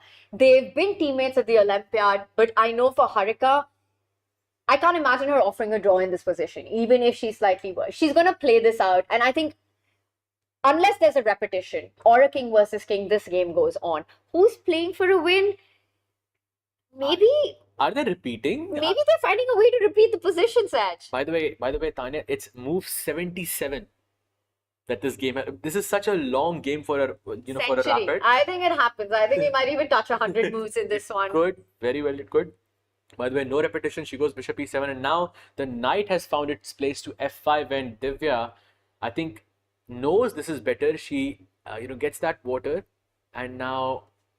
What is Harika going to play? Because that knight on f5 is going to attack d6 and h4 both.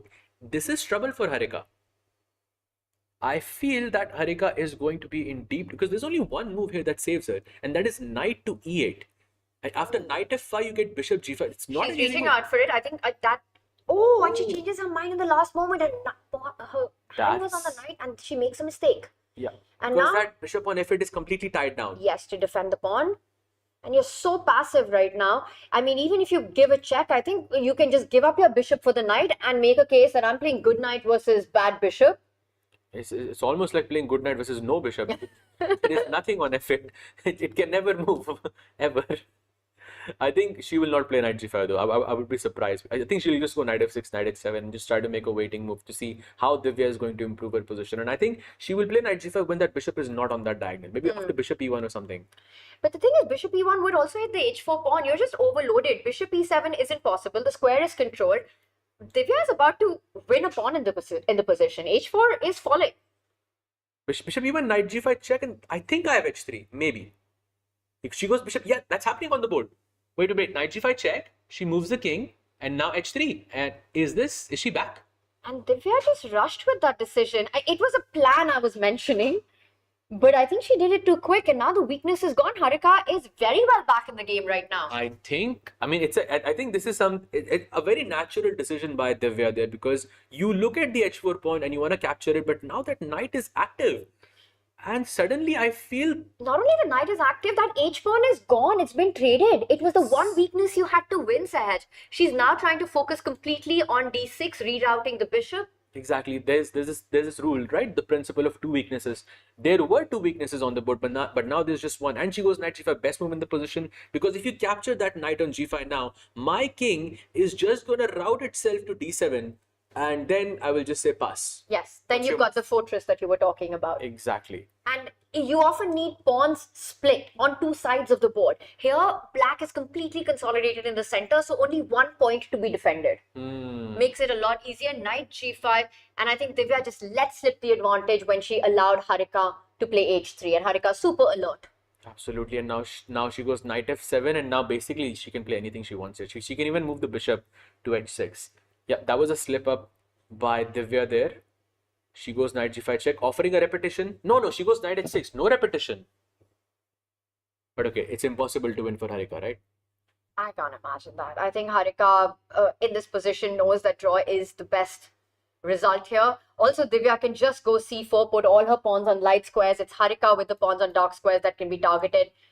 If anyone's offering a draw here, I think it has to be Divya to Harika.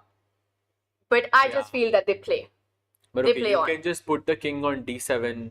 No, you don't even And need just to say move the pass. king. You just make sure, because white's king isn't entering. Yeah, you're right. You just you're right. use your own bishop to keep shuffling around. And I think they're going to repeat. Now, this is the moment that they find a way to just repeat the position and shake hands. Yep, the difference between active defense and passive defense. Yeah, I was going for passive defense with d7, but Tanya says, no, keep the king on h5 because you're absolutely right. My king is paralyzed on g3. She's just going to shuffle h5, g5, h5, g5, and no inroads for Divya. And that lean back, that tells the story that she's exhausted all the chances in the position. Absolutely. And by the way, what a great fight it was by both of these players. The accuracy was 94.3 and 94.1%, which is crazy for a 90-move rapid game. She set up, if you move that king back, that is amazing. That is actually insane. Over 94% for a rapid game. High level chess by both these players. She had set up a little trap of bishop h4 check if black would have moved, if Harika would have gone king to g5. Oh, right now you can't go king to g5. Yeah, there's bishop h4, but I think, Yeah. she just moves the bishop up and down. And yeah, if the bishop goes to c7, then you start moving the king. If the bishop goes back, you start moving the bishop. Very, very simple. I think Divya has accepted the draw, but okay, she's thinking when to offer the draw, yeah? And now she's thinking, goes bishop to d2. And I'm still surprised that Divya isn't just repeating with bishop to a5. Instead, changes her decision and comes back. Dances around with the bishop, but no inroads to be made here. Gain some time on the clock, but Divya, what more do you have here? The white king can't make its way to the other side of the board. Harika's king will march up and start attacking the white pawns. So both stuck on this corner. I think just a couple more minutes until the game finishes. I think we might reach 100 moves. Yeah, how many moves away are we? It's move 97, 3 moves away to reach the big mark of 100. And Harika's made it clear that she's ready for repetition, but for some reason, Divya's still hanging on. And we remind everyone that as we go on break, we will see the fantastic Hans Niemann game with Sahaj doing a game review on that. What a win against a former World Rapid champion, Murzin. And Hans also had a great performance in Doha in the Rapid. He tied for second, and he starts with a bang in Kolkata. Absolutely. I think he's definitely a player to watch in this format. And yeah, starting off a win is great. And now I think they're just repeating moves. We will have handshakes very, very soon. I told you, there'll be no offer. And Divya there with a slight smile. She knows she's done the best that she can. Harika, as usual, a great defender in slightly worse positions. It's one of the hardest players to beat. She goes king g3. I was about to say she's like the Wesley So of Indian women chess, but then I just remembered how Vishy dismantled Wesley in the last game. Touche. She gives a check on h4 and now king f3. Okay, is Divya trying to play or are they just not offering draws to each other? What's happening? I am not surprised that there are no draw offers yet. I was thinking that there will be a repetition. That's how this game ends. Or maybe Divya now finally moves the king to h3 and offers a draw.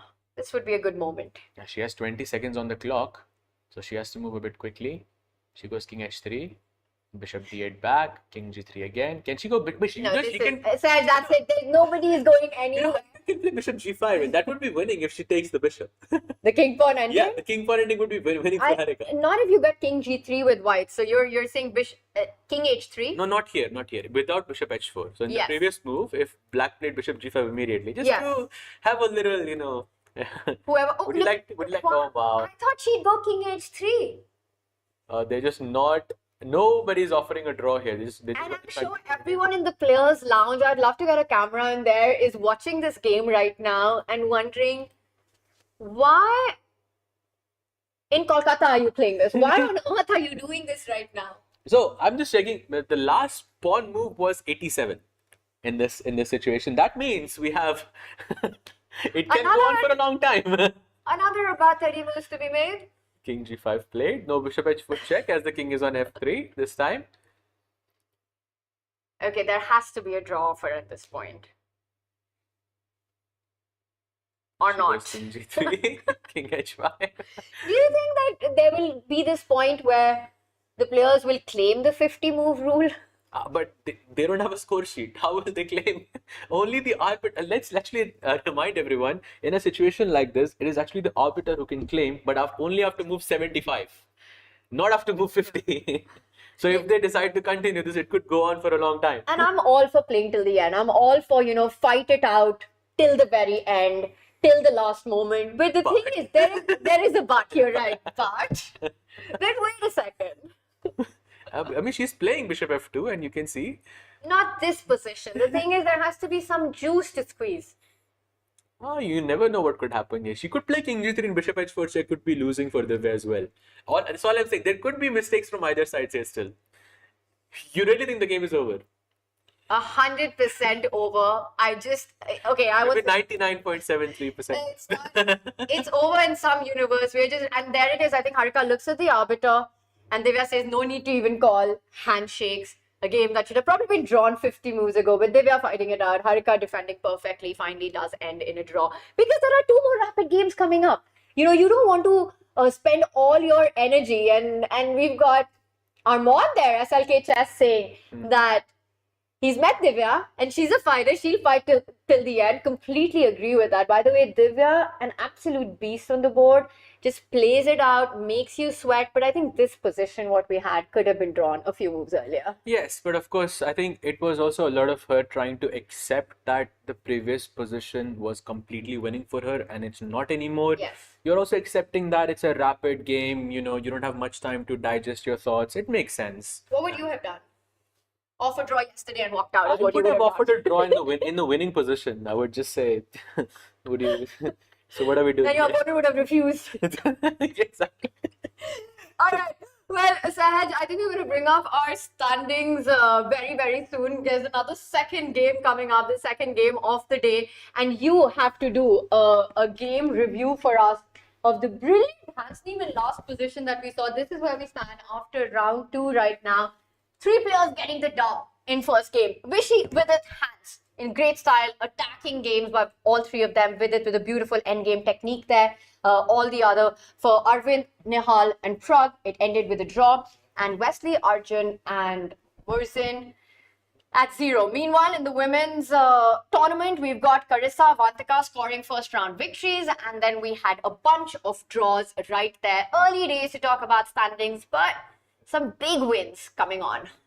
Absolutely nice summary there. By the way, how did I get on this side of the screen? What side? You were always there. Was I always You were always there. Okay. Just, I don't know what you're talking about. So let's go through this game between Hans Niemann and Volodar Murzin. As we can see on the board, he starts off with e4. So we have the French defense. I believe we did cover it a bit, Tanya, with the Steinitz variation with knight f6. White goes e5, knight d7, f4. So far we are in mainstream territory after bishop e3. So I think more than around 20,000 games have been played in this position alone. Black goes a6, queen d2, b5, and here we were talking about how there's a queenside launch incoming, so you should never castle on the long side. He goes bishop e2, black plays queen b6, and now he goes knight d1. Now this was the move that kind of perplexed me, because now he's saying no more long castle, and I'm eyeing the king side here. Black goes b4, he plays c4, and I believe this is around the moment where we left it.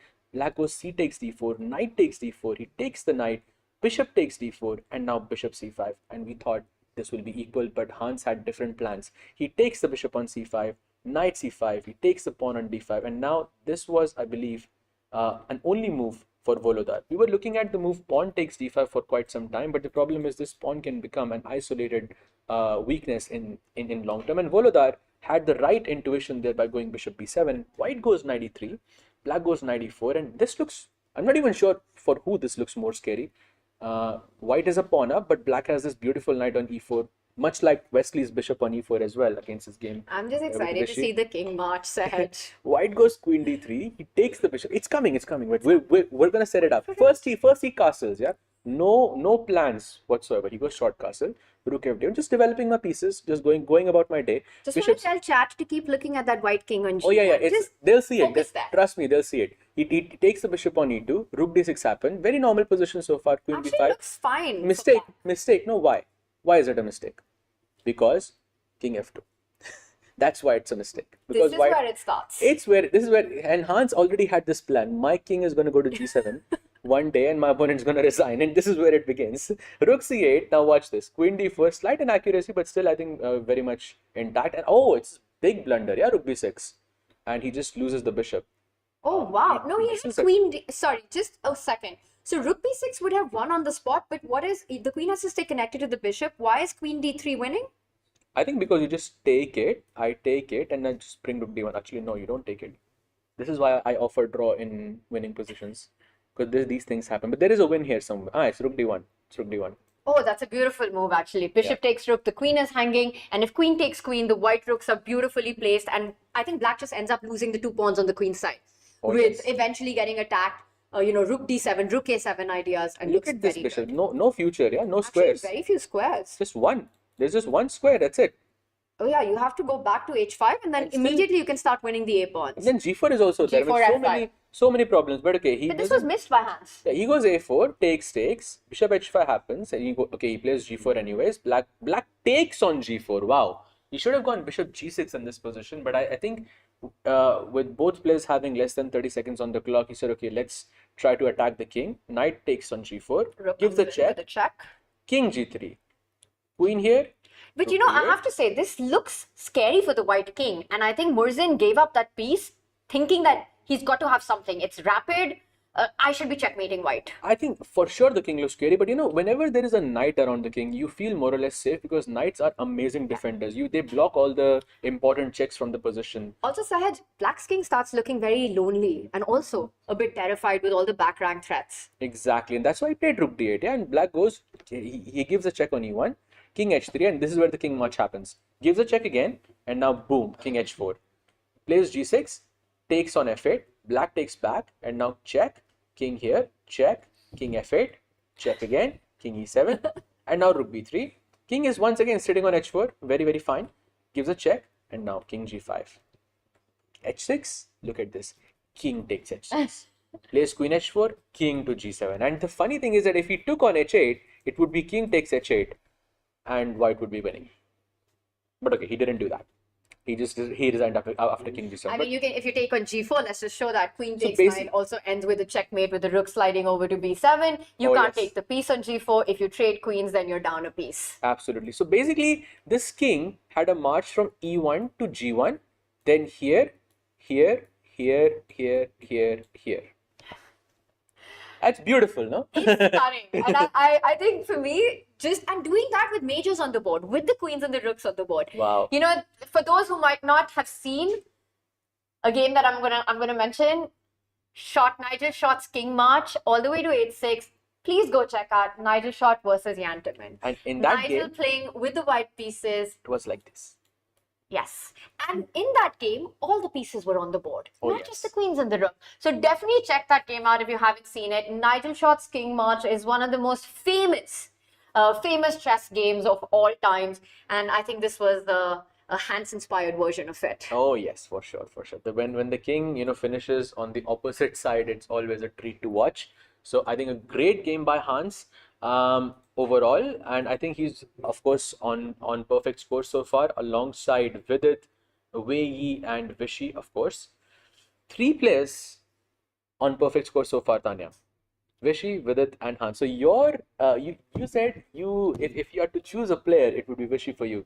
I think it's I'm working out super well. happy to see the way Vishy played with the white pieces. I think he was under pressure. You were talking about Wesley's bishop, and then finding those attacking moves that he did when he got that opportunity. Vishy with queen to f5, which pretty much decided the game.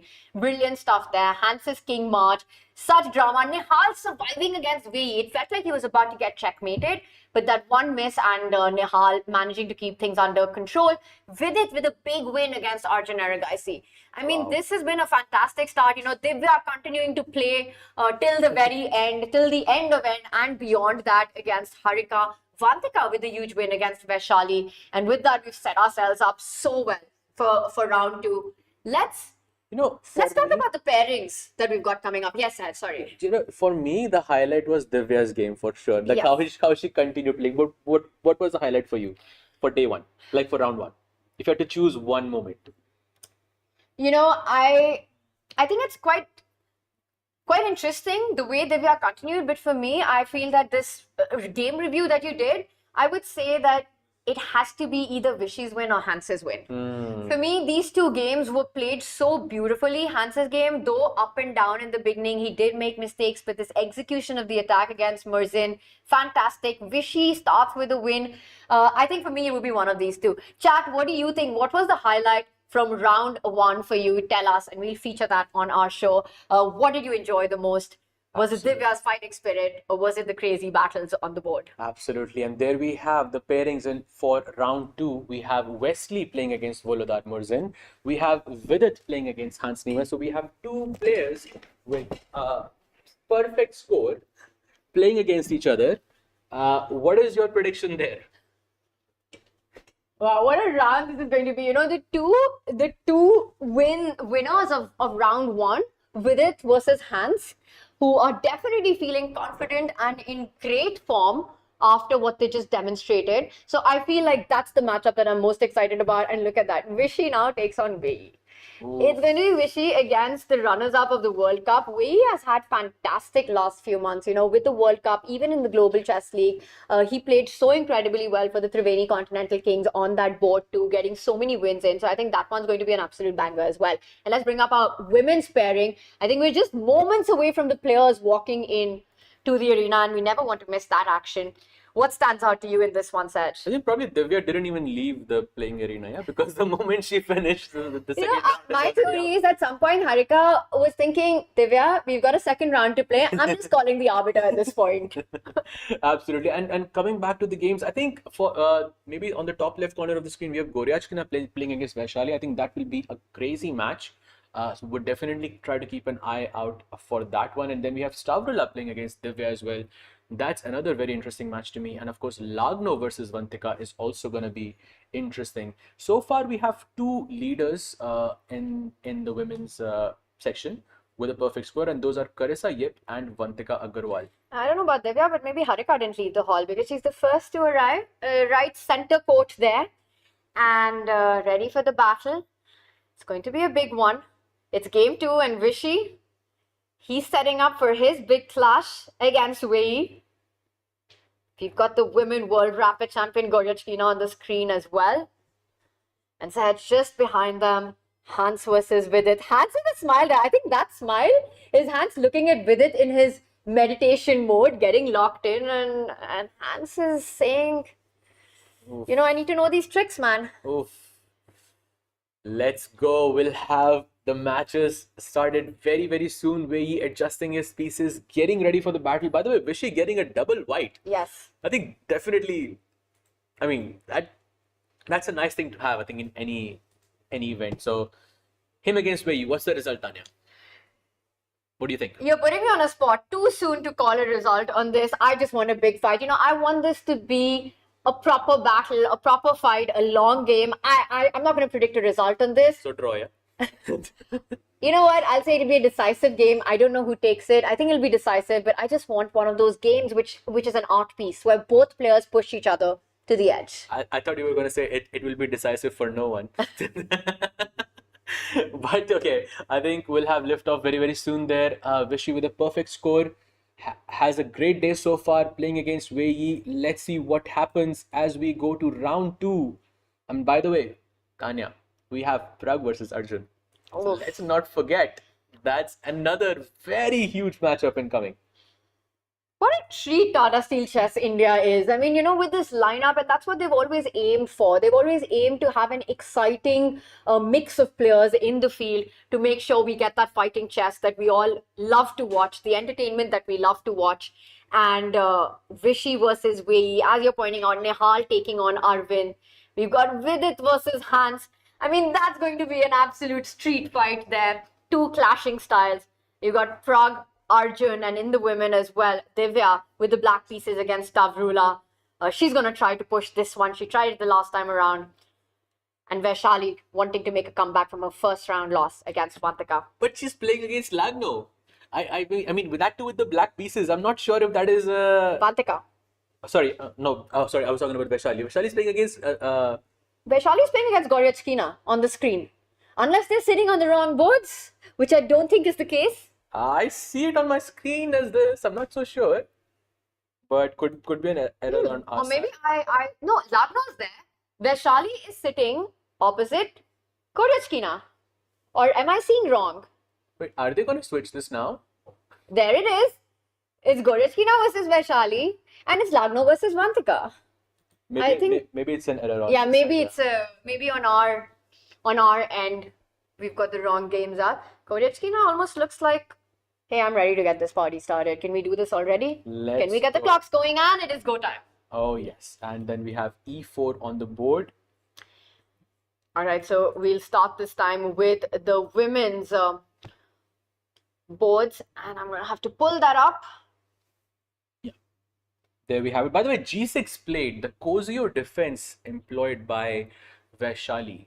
A very interesting opening. I think it has a history of being a bad opening in general, but when you have, I mean, these days I think we have learned that anything, if you prepare it well, then it just works. Yeah, I mean, there is this player who was playing in the World Rapid and Blitz. His name is Gautam Krishna, and every single game he was playing 1b3 and 1b6. Yes. And he was just crushing it. the And I entire think day. that approach really powers down when it's shorter time formats because you don't give your opponent the time to figure the way out. Even if objectively the opening is not great, you'll get a fight on the board. If you force your opponent to burn early time. All right, so we've got action with an offbeat opening in this one. Maybe what you're saying, a rapid opening as it's called, a speed chess opening right now. The bishop comes out. It's an open position. Says, let's do a quick roundup of the openings that we're seeing all around. Vaishali versus Goryachkina. Right now, Vaishali trying to get a game with the black pieces with her Absolutely. opening approach. Let's move on to Harika versus Nana. And on this one, This is London system. I know because this pawn, when you capture c takes d3, that's what happened in this game. And I love this position for the white side because that pawn on d3 makes sure that you don't have the square on e4. And at the same time, if you ever play c5, I'll capture and push d4 again. Yes. It's so annoying to play this as black, I feel. That's a great choice by Harika. and you can start putting pressure on the open C line already to make black take a decision with the C pawn. All right, so Harika's opening choice approved here by Sahaj. Let's take a look at Vantika versus Katrina. Vantika with the first, a big first round victory. Yes, and by the way, she goes for the Moscow variation with bishop b5 check, and Of the Vantika goes Rossolimo. knight c6, so transposing into the Rossolimo there, as I can see on the screen. I think there's a few more moves been played after that. There's d4, c4, queen d4, as I can see on the board over there. All right, our board isn't catching up just yet, but still opening territory. And I know Divya's game caught your attention. Look at that. Look at the number of moves that has happened. Sahaj, you need to take us through from the beginning in this one. Wow, I mean, I don't even know where to begin. First of all, she employs the modern defense with d4, g6, and e4, bishop g7. And after knight c3, she goes d6. But very, very typical opening if you want to play for a win with the black pieces. You accept a worse position, you give your opponent the space and the development, but you say, okay, at least we'll have a game. She goes a6, white plays bishop e3, a6, and wow, this move g4 is crazy actually. Make sure that black can never play knight f6 because you'll always have these g5 ideas which can be a bit annoying.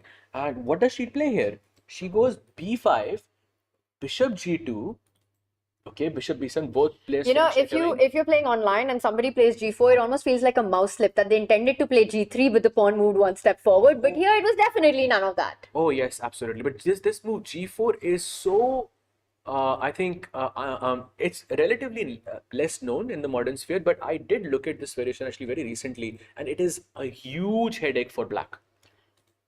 Especially if you don't know this, it is a huge headache.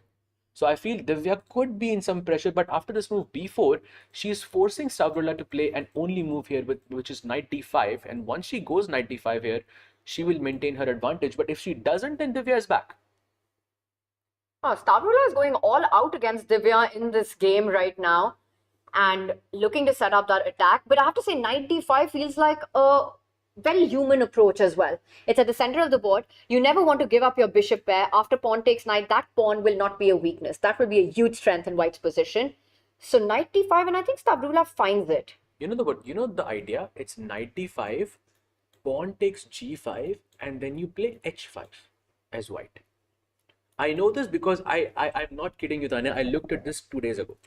This exact same position. No way. I'm not going to say why, but there is a reason. Please tell us why. Were you helping Stavrola to prepare? Was that the reason? It was for a training camp, but not with Stavrola. But exactly this position, and we looked at this exact same idea with h5 because of how crazy it is. Now the question is, Stavrola looked at it is the question. I don't think so, because she wouldn't be thinking for this long. Yeah, especially even if she finds knight d5, I don't think she sees h5 there. All right, we'll check back in with this game to see if Stavrola finds this idea, the concept that Sehaj found 2 days ago in his analysis. Sacrifice the pawn, get that h5 pawn moving. Sehaj, let's do a roundup of the openings in Tata Steel Chess India men. Let's shift back to that. Some big matchups. Where do you want to start?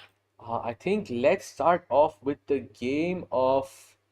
I think let's do Vishy versus Wesley, because a couple of developments have happened there. I was going to say you read my mind, but I'm going to say you read my heart. Oh, that's nice. But I think Vishy having slight advantage right out of the opening. He should feel comfortable more or less here. What was the opening? It was e4, c5, knight f3, d6, takes, knight f6, knight c3, and it is the knight off. English attack played, e5, knight f3. Black takes the bishop out, white takes the knight to d2. By the way, an interesting move, yeah, knight d2. The idea is to go knight c4 and knight b6. Very interesting idea there. And Wei says, no, I'm going to play b5, and then Vishy takes the moment to strike with a4 in that moment. Black plays b4, knight d5, takes, and now once again we have the idea of knight c4 incoming, which Vishy goes for. Black plays knight d7, a5. Now he has a clamp on the b6 square, which he can use at a later stage. Black plays f5. It was also in the last game that Vishy had this exact same pawn on a5 and played on that b6 square against Wesley.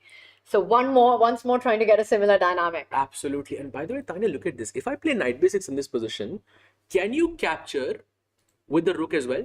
Like knight b6, a6, rook b6. Oh. Let's just go. Give up Is it working? Exchange.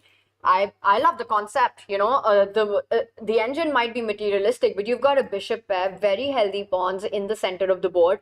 And the fact that the computer doesn't give a massive advantage here, you have a pawn for an exchange, I think it's quite playable. Committal, but playable. I don't think if Vishy went knight b6, I think Wei will find a way to keep the pieces on the board though. Yeah, true. I think that's true. But I think for Vishy, it might be a difficult way forward, because if you don't play knight b6, you just castle, but then f4. Where is that bishop going? And surely not to a7. Is it going to a7? I think it has to go to a7, but you can't keep attacking it. No. And I think this is what Vishy is even looking at here. Short castle, Wei will push f4. That's what he's hinting at. The bishop slides over, attacking the rook. Rook b7, and what's the plan? And you might be forced to give up your bishop if this is the line that you choose. Wait, now I'm not going to capture on b6 because I've already committed f4, but... You'll take it with the knight, right? That's what he goes bishop b6, yes. To start with. So he starts with bishop b6. With golden opportunity, you can now capture twice. Now the question is, does Wei sacrifice his exchange? What do you think, Tanya? I don't think he does it. I think it's possible. I don't hate it for black, that position. I think it's compensation for sure. I don't think he does it. It's great. You give us this. I don't hate it. I don't hate it because I feel like I'm more materialistic like that. I never want to give up my exchange in these kind of positions unless I'm absolutely forced to. Envision this. You capture on b6 like he does. White captures back. Okay, now moment of truth. Will he do it? Will he go with Sahaj and give up his rook? The question is, does Vishy take with the knight or the pawn? Because if he takes with the pawn, then you don't have to capture on b6 anymore. Okay, so you're saying only with the knight because you don't want that knight to live there for too long. Yes. Actually, Then no, it I mean, becomes either very ways. I would be surprised if we see that. All right, we will come back to this decision by way chat. Meanwhile, tell us which board has caught your attention. We will continue hopping around. Let's check in with Vidit versus Hans. That's a game that I think everybody wants to get. And with it, by the way, in his element, with the Catalan opening being employed, you can see that that e4 break in the last move was a brilliant move. However, the time does not tell the full story. Yeah? I mean, I thought it would be the other way around because Vidit would have 15 minutes and Hans would be the one thinking, but it's the other way around here. Yeah, the fact that Vidit is down by 4 minutes on the clock currently, it means that somewhere he did take a while, and it still feels like theory of the. Well, you say it's the Catalan bishop, but I think it came from a different conversion, and we'll do a quick action replay here. Serge actually started with the Queen's Indian, and then the QGD, and well, actually, in fact, it was the Catalan with bishop b4 check. The bishop comes out. Yeah, just transposed, yeah? It transposed. Short castle, the knight comes out, queen c2, defending the c4 pawn. The bishop finds itself on a better square. Hans playing it all according to book right now. We're still in theory. Bishop a6. And I'm just wondering, at what point did Vidit burn 4 minutes? I think it was right before when he played knight c3, that's when he thought for about 3 minutes. And before he played his final move e4, he thought for about a minute and a half or so. Okay. So this is where it comes from. But now I think Hans has to be super precise. He has to take the pawn on c4 with his pawn. Is it the only move? I mean, in hindsight, okay, you can play probably pawn takes e4 as well, but I feel anything you play here is just looks super risky for black. I want to also mention about Hans. He's the kind of player who really uses the clock as a weapon. You know, if Vidit isn't careful and Hans gets up on the clock, he will start putting a lot of pressure, and a lot of times his opponent end up cracking under that clock pressure. So Vidit has to watch out on that. But why is it not a good idea to take with the bishop? I see a free pawn. Bishop takes pawn. I also trade off the knights. Why not bishop takes pawn? I think it's good, but takes. Maybe I have d5 is what I was thinking. Your pieces are completely ready for a break at the center. I love it. Yeah, the rook now suddenly lined up perfectly against the queen. I have d6 as a threat to trap your bishop on e7. I'll be forced to actually take on d5. And just to demonstrate how dangerous these positions can be, after knight takes pawn, knight takes knight, and everything for white makes it's like a dream position for a Catalan player, yeah? Yeah, it's beautiful. The double bishop, the bishop can pin from h3, the rook joining in from d1. This is actually, it almost feels in human terms close to a losing position. 100% in every term, yeah. This is something I think that Hans would definitely not allow. So he has to go pawn takes d4. And now my question is, why can I not play d5 here anyways? Because if I can do it with bishop c4, why can't I do it now? There must be a tactical way to refute this scenario. It's a great question. So d5, the one intermezzo that is potentially possible is knight takes knight in this, right? Because I still have a move. Knight takes knight. And my point is that if you try to get too greedy, I'll just plant my knight on d3. Oh, beautiful idea there. Yes, nice intermezzo. Knight d3 is so nice. So, in fact, let me just back up to knight takes knight. You'll be forced to take with the bishop. Yes. And now you capture on d5, and then the queen has a hiding spot on e8. So, let's say I take with the pawn, you take with the pawn, and you want to go queen e8. But not now. I mean, like pawn takes pawn. Okay. If you just capture back with the rook, I can at least hide Yes. my queen on e8 is what I was thinking. I still prefer the activity of white's pieces, but at least it's not that bad. You know, my queen, it's just where am I going with my queen next to connect my rooks? It still looks unpleasant for black, this position. Very much so, yeah. So maybe there's a different move besides pawn takes pawn in the game, and maybe that's why. Hans is thinking now, and the clocks are leveling out. Wow. So Hans has got to make the right decision here, and it's not an easy one. Pawn takes pawn is the first step towards that right decision. We'll see if Hans finds it. Let's check in with Nihal versus Arvind. Nihal surviving a first round scare even against Vei. Okay, this is the position, I think, from an English opening. White has a fianchet of bishop on g2. Some rook c1, rook c6 ideas are very nice in these positions. You love giving up exchanges when they're not yours. Yes, of course. When you're commentating, these things look amazing, because there's no consequences. You just say what you want. Rook takes c6 and knight takes c5. I mean, it looks amazing, no? Yeah, Knight this is takes- like that knight off, rook takes knight Yes. sacrifice, picking up the central pawn. You also have a dragon structure with the white side. Yeah? Oh yeah, sorry, dragon, rook takes knight as well. But like you have the exact same structure. Yes. So just put black's king on the c8 and okay, rook c6 is working. But yeah. All right, so things looking pleasant here for Nihal against Arvind. Let's check in with Prague versus Arjun. And Prague looks, I mean, optically looks super nice for white, right? It looks like you're just ready to strike with the rooks placed on h and g file, g4, h5 coming in. I'm loving Prague's position at first glance. Yeah, I have to say, if this position came from KID, which it looks like it does, it is not ideal. This is not a good position to come out of KID. I feel like black has no counterplay on the king side whatsoever. Yeah, you can at max play like knight d. Okay, he plays knight d6, and at max you can go for f5. But if I have h5, g4, all of this incoming, then it looks super scary for Arjun. Just keep pushing, no? If you're white here, you can start with g4, prepare it. Yeah, g4, the idea is also you cannot allow f5, yeah, because gf5 opens up the g file. Yes. And I think Arjun is in trouble. He could.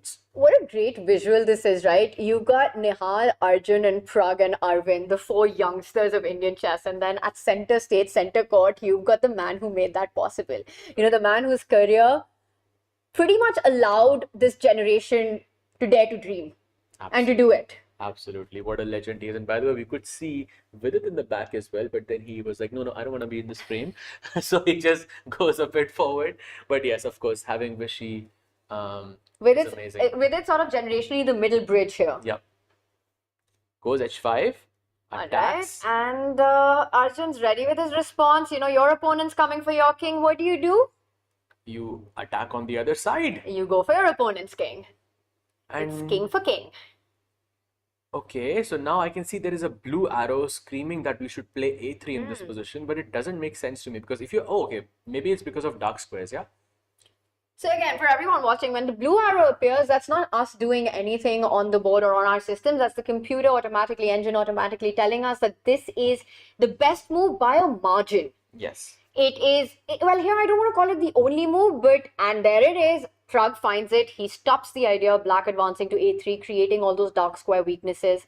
That it's a move, that there's a big difference between the top move of the engine and the second best move of the engine. Absolutely. If you want to retain your advantage, you should play the move with the blue arrow, basically. So yeah, a3, I think, played by Prague. And now Arjun is once again stuck. On the queen side, there is no counterplay. And on the king side, he's getting attacked. He just has to wait. This is such a bad situation to be in, Tanya.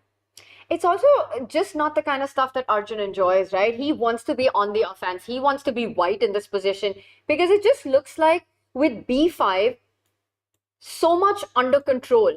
You know, you've got the knight pawn and the bishop, making sure you don't get that. You're still a move away. And maybe that's what Arjun needs to start thinking about. Rook b8 and open up on the b line as quickly as possible. Oh, I love that idea actually. Rook b8, b5, yeah, just push. Also, it gives the king some escape squares via f8 if needed.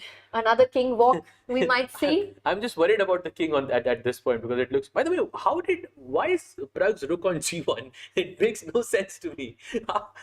Because it's perfectly positioned, yeah. Because if you play g4, black cannot even play f5 here because you can always capture that.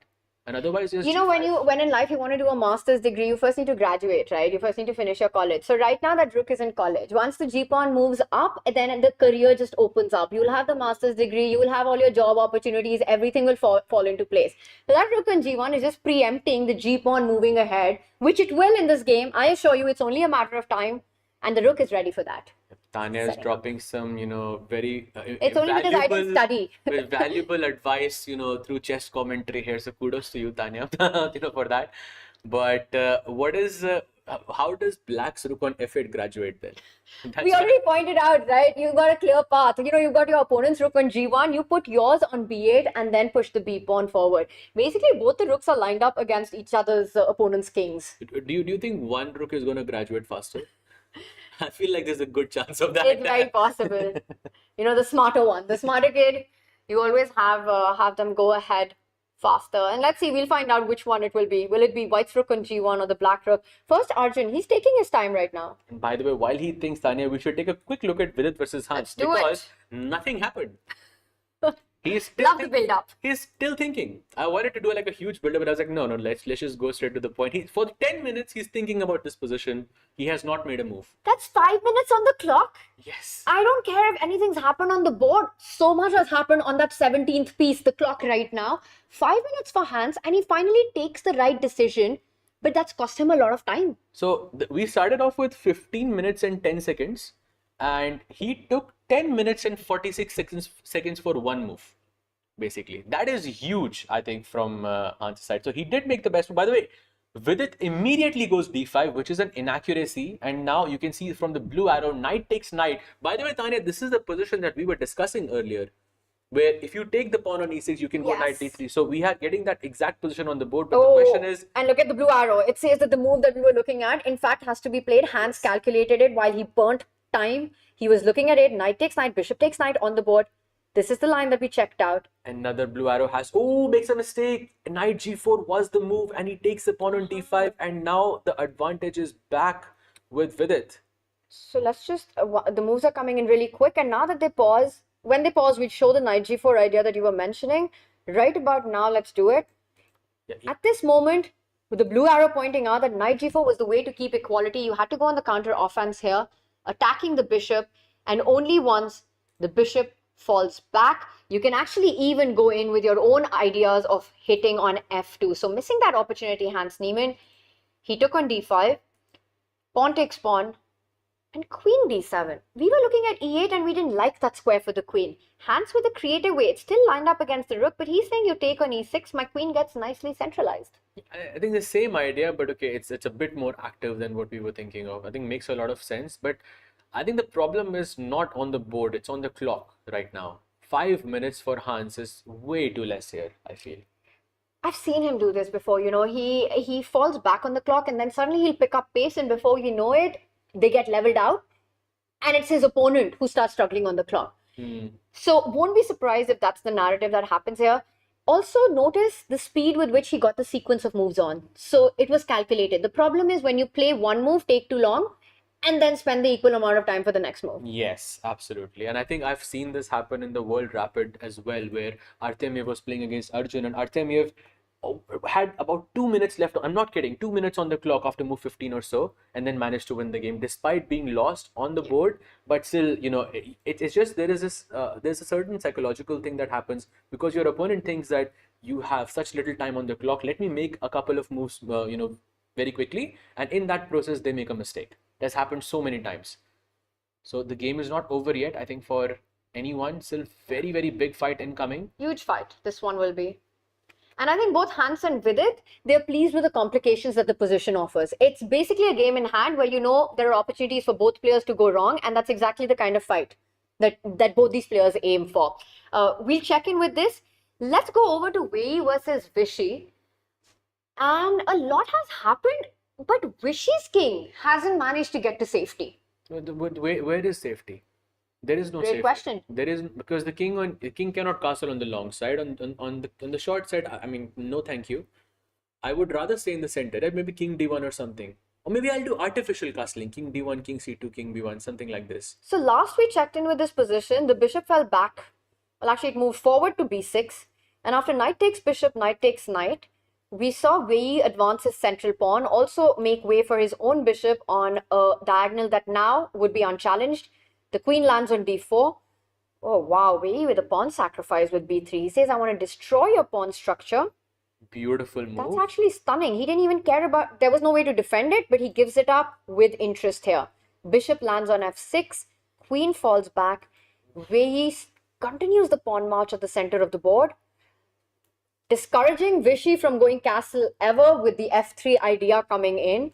Also, queen takes f4 is... Let's ask a chat. Chat, let's see how alert you are. Queen takes pawn. Black to play here. What is the trap that we had set up in this position? That's actually really taking advantage of the timing of the position. The placement of the pieces. For sure, for sure. Actually, there are two winning moves in this position. And I think both of them... Actually, no, we'll not accept it. Just one of them is It's I just feel one. completely winning. I just feel like this one has to be found, and we'll keep an eye out. But here, as I can see our chat, do we have any answers? I think the move that the chat is saying is bishop to c3 check. And with that, there's a discover attack on the queen and the king. If you take the bishop on c3, there is a rook takes f4, and boom, you are down a queen. So setting that up in this position instead of f4, well done on that. Whoever found spotted bishop c3, rook a4, a rook left, and look at that. Very unstoppable with his pawns. He says, I've given up one. I'm going to give up another one to open up your king. Loose pieces drop off. The bishop clearance tactics here, opening up the line of the rook. And after queen takes bishop, the bishop on f3 is hanging. So we saw a discover attack incoming anyways in the position, yeah. And by the way, queen takes v2 is a huge inaccuracy by Vishy here. So he should not be capturing that bishop.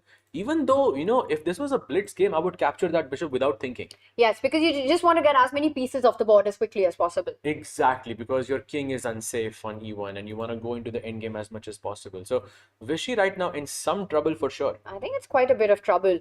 You know, whenever he's got this bishop pair if you don't take on b2. And white's king, like you said, there is no safety that exists. It's hard to imagine, you know, you put it on f1, bishop h3 comes in with the check at the right moment. Wow, that is scary indeed for Vishy, and I think Wei Yi looks very solid to me. By the way, we should take a quick look at the game of Stavrula and Divya, because guess what, Tanya? Despite her thinking for a very long time, she did play knight d5 and h5, which is so impressive. Are you sure you weren't working with Stavrula 2 days ago? No, it was not me, I promise. I didn't do it. It wasn't me. All right, so let's back up to that moment that we were talking about it, and it was right here after b4 we left it. Stavrula did find the idea that Sahaj mentioned. Knight jumps to the center of the board and h5.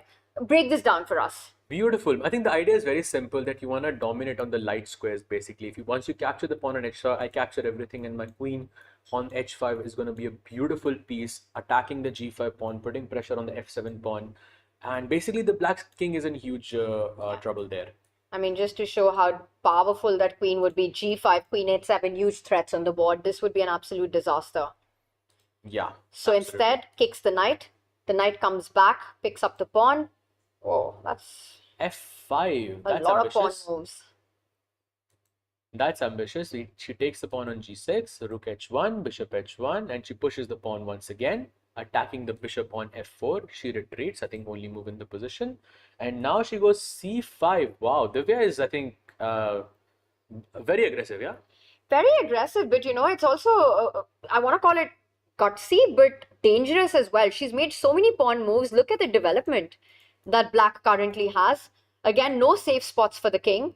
And the white queen ready to jump into the attack either via g4 or h5. I'm actually really liking Stavrula's position here. Queen g4, queen h5, both very attractive options. Queen g4 looks so amazing because you're targeting the e6 pawn and then long castle incoming. It looks so good. She plays it. She plays it. And she has almost double the time of Divya as well. This could be some problem for Divya. No, huge problems, I think, on the board. And Divya's just overextended with her pawns. You know, instead of focusing on development, I think in those moments right now, putting pressure on e6, Stavrula is. So Divya's position, very difficult to defend, I think, in this one. For sure, yeah. For sure. And by the way, there is another huge update coming. Prag is now in an almost winning position against Arjun. Almost. Wow. Especially with his last move, f4, it looks very, very, very scary for Arjun, because not only the king side is vulnerable, there is no counterplay on the queen side whatsoever. That's the problem. And for some reason, Arjun hasn't managed to get b5 in, or has at least delayed it. And it just looks like Prag has made so much progress. h5, targeting g6. f4, asking for a decision at the center of the board. If you take pawn takes pawn, I think there are tactics. You can just immediately go with e5, winning big material. This looks so bad. By the way, he does make a move, rook e8. I mean, at this point, he's just shuffling the pieces, because he's probably just waiting for his opponent to sort of overextend, and then he can find his counterplay somehow. And for some reason, he didn't want to go with b5. This is an idea that he didn't want. And I think the point is that You simply take on b5, you take on g6, and eventually white is just faster. Removes the knight, queen h2, and you start looking at entry squares on h7. Oof. Yeah, that looks super scary. Instead, rook e8, and this is where we are. It's prog to place edge. I think now queen h2, just move the knight and then queen h2, something like this looks very, very appealing to me. I mean, this... Knight f3, queen h2, yeah? What do you, I mean, if I, okay, let me ask you a question. If I said pass here, what is black going to play? That's the problem. Yeah, it's not easy to come up with a decision. Like, let's say king a2 by white. There's no... How are you improving the position? You know what I think he set up? I wonder if he set up pawn takes pawn. Okay, for example, king a2. It doesn't even change the valuation that much. You don't change it because you can even just, I think e5 still works in this position. Wow. It doesn't matter that the rook is there, or even just take and e5. Wow. Yeah, I think this e5 idea is just genius. It just makes sure that black gets no counterplay. But we do get a decision here. Prag goes for the more direct pawn takes pawn. I think the idea is that if you go with the h pawn, then I can target with queen h2. Knight f3, queen h2. Exactly. And if you take with the f pawn, then I can put my rook on h2. That way I can target the h7 pawn. Very nice. So pawn takes pawn, you'll bring your knight, even eye the g5 square eventually, and then line up the queen and the rook. If you take with the f pawn instead, you'll get your rook up, double down, and put pressure on h7. Pragnanda with a very dominating position in this one. Saj, we've got our evaluation bars across the screen as well, and there we see Wesley is completely crushing. That would be Merzin's second loss in a row. Wow. Wesley completely crushing. Prag with a close to winning advantage. Nihal's position against Arvind is still in the balance. Vishy against Vei and Vidit against Hans. All these three boards in the balance right now. Wesley, how's he getting it done? Wesley looks like he is...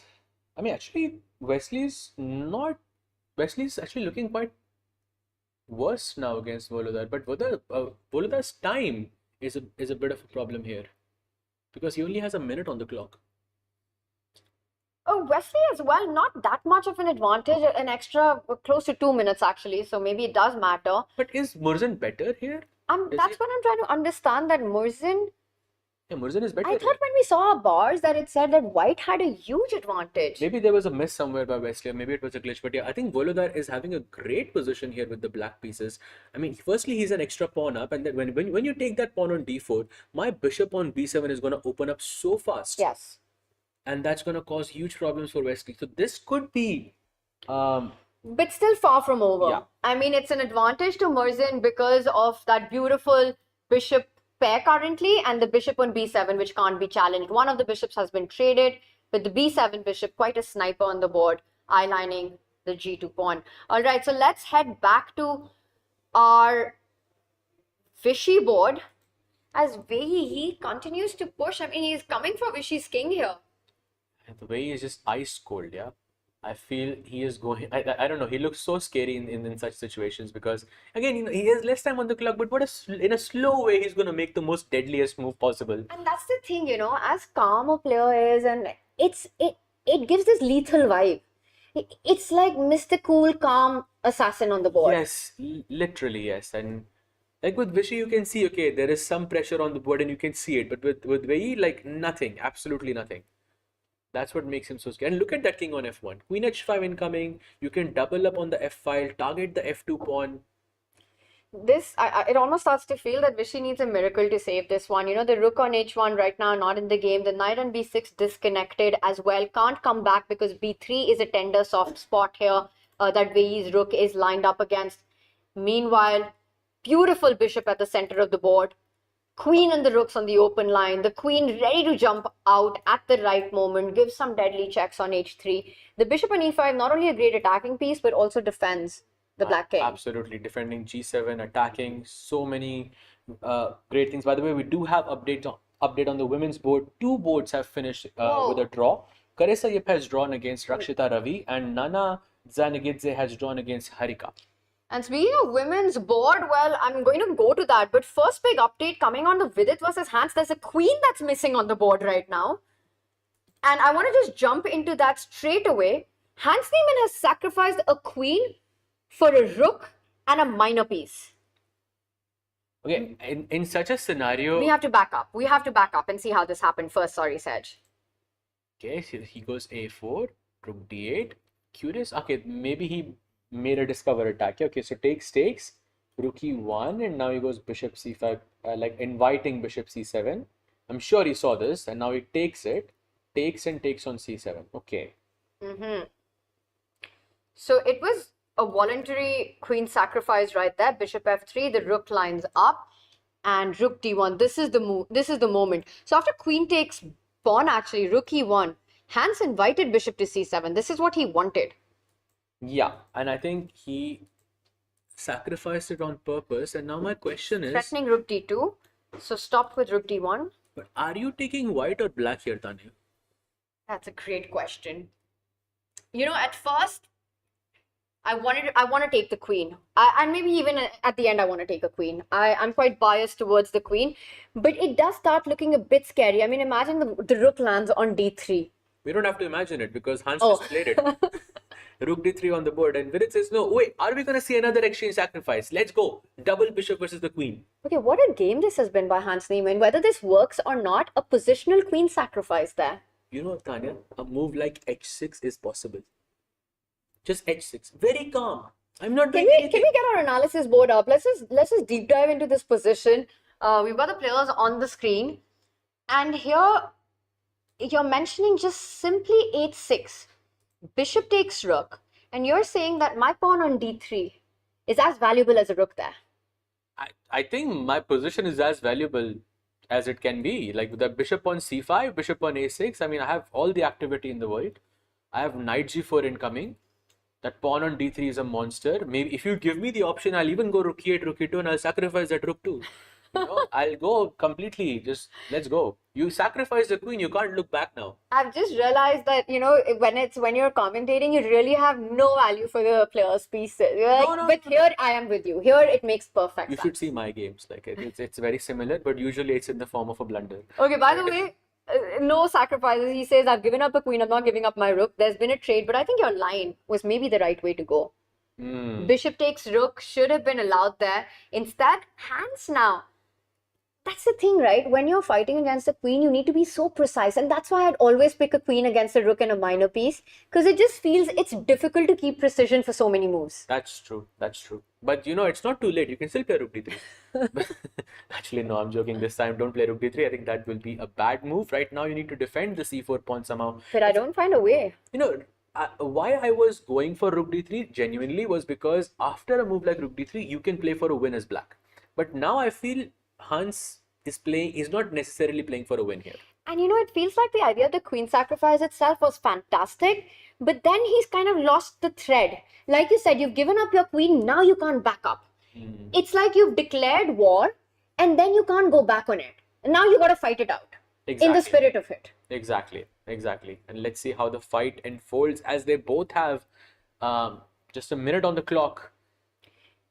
What is Virat going to play? Is he going to sacrifice that pawn on e3 or does he defend it somehow? Well, bishop takes pawn. I wonder if that's something that you want to play here because rook c8, you still have b3. I think bishop c4, I was thinking just take and rook e3. Okay, Just take everything. I'm And not- then say that I've got a fortress. Bring the rook back to e6. Keep everything defended. Put your king on g7 and say that there's no inroads in that position. Exactly. But right now, I think probably Hans is also trying to play for a win. No, I actually think Vidit is trying to play for a win. What is he Queen doing? d2. Wait, c3 is. Whoa. Okay. Oh, Queen God. takes pawn, bishop is hanging, but pawn takes pawn. First of all, don't try this at home. This is very, very risky stuff. If he He's goes. gonna take it. Pawn takes pawn. What? Knight. I forgot the knight on f6. LPDO. Did Hans forget that the knight on f6 is hanging? Wait, so queen f6? Tanya, this cannot be won by. What? It's a blunder. No, it's not. I think it's a glitch, but I don't. This cannot be won by Vidit. This is a fortress. Because the rook on e6 defends b6. You know, there is a certain Magnus Carlsen who doesn't believe in fortresses. I think he will believe in this one. You know, if you give me the pawn on e3 and the bishop on e2, I'll even give you the bishop on e2. Even that should be a draw. I don't know why, but I have a feeling that you're calling this a fortress a bit too soon, Saj. You know, I still think that there's... Okay, firstly, queen d4. He centralizes the queen. I want to get my king up the game. I'm thinking about advancing these pawns. Okay, you play h4, I play h5. I'll play g4 and Vidit is just repeating. Whoa. I think Vidit believes in the fortress. Vidit believes in the fortress. He's saying, no, I take it back. this is a very good fortress. Just ignore the last 20 seconds. Yeah, I think Vidit. Okay, do you think he repeats for a third? Okay, come on, Vidit. You gotta fight this. Because this is a risk-free position. My point is, fortress or not, white is never losing this. Why not just continue playing? Would Divya repeat here? Touche.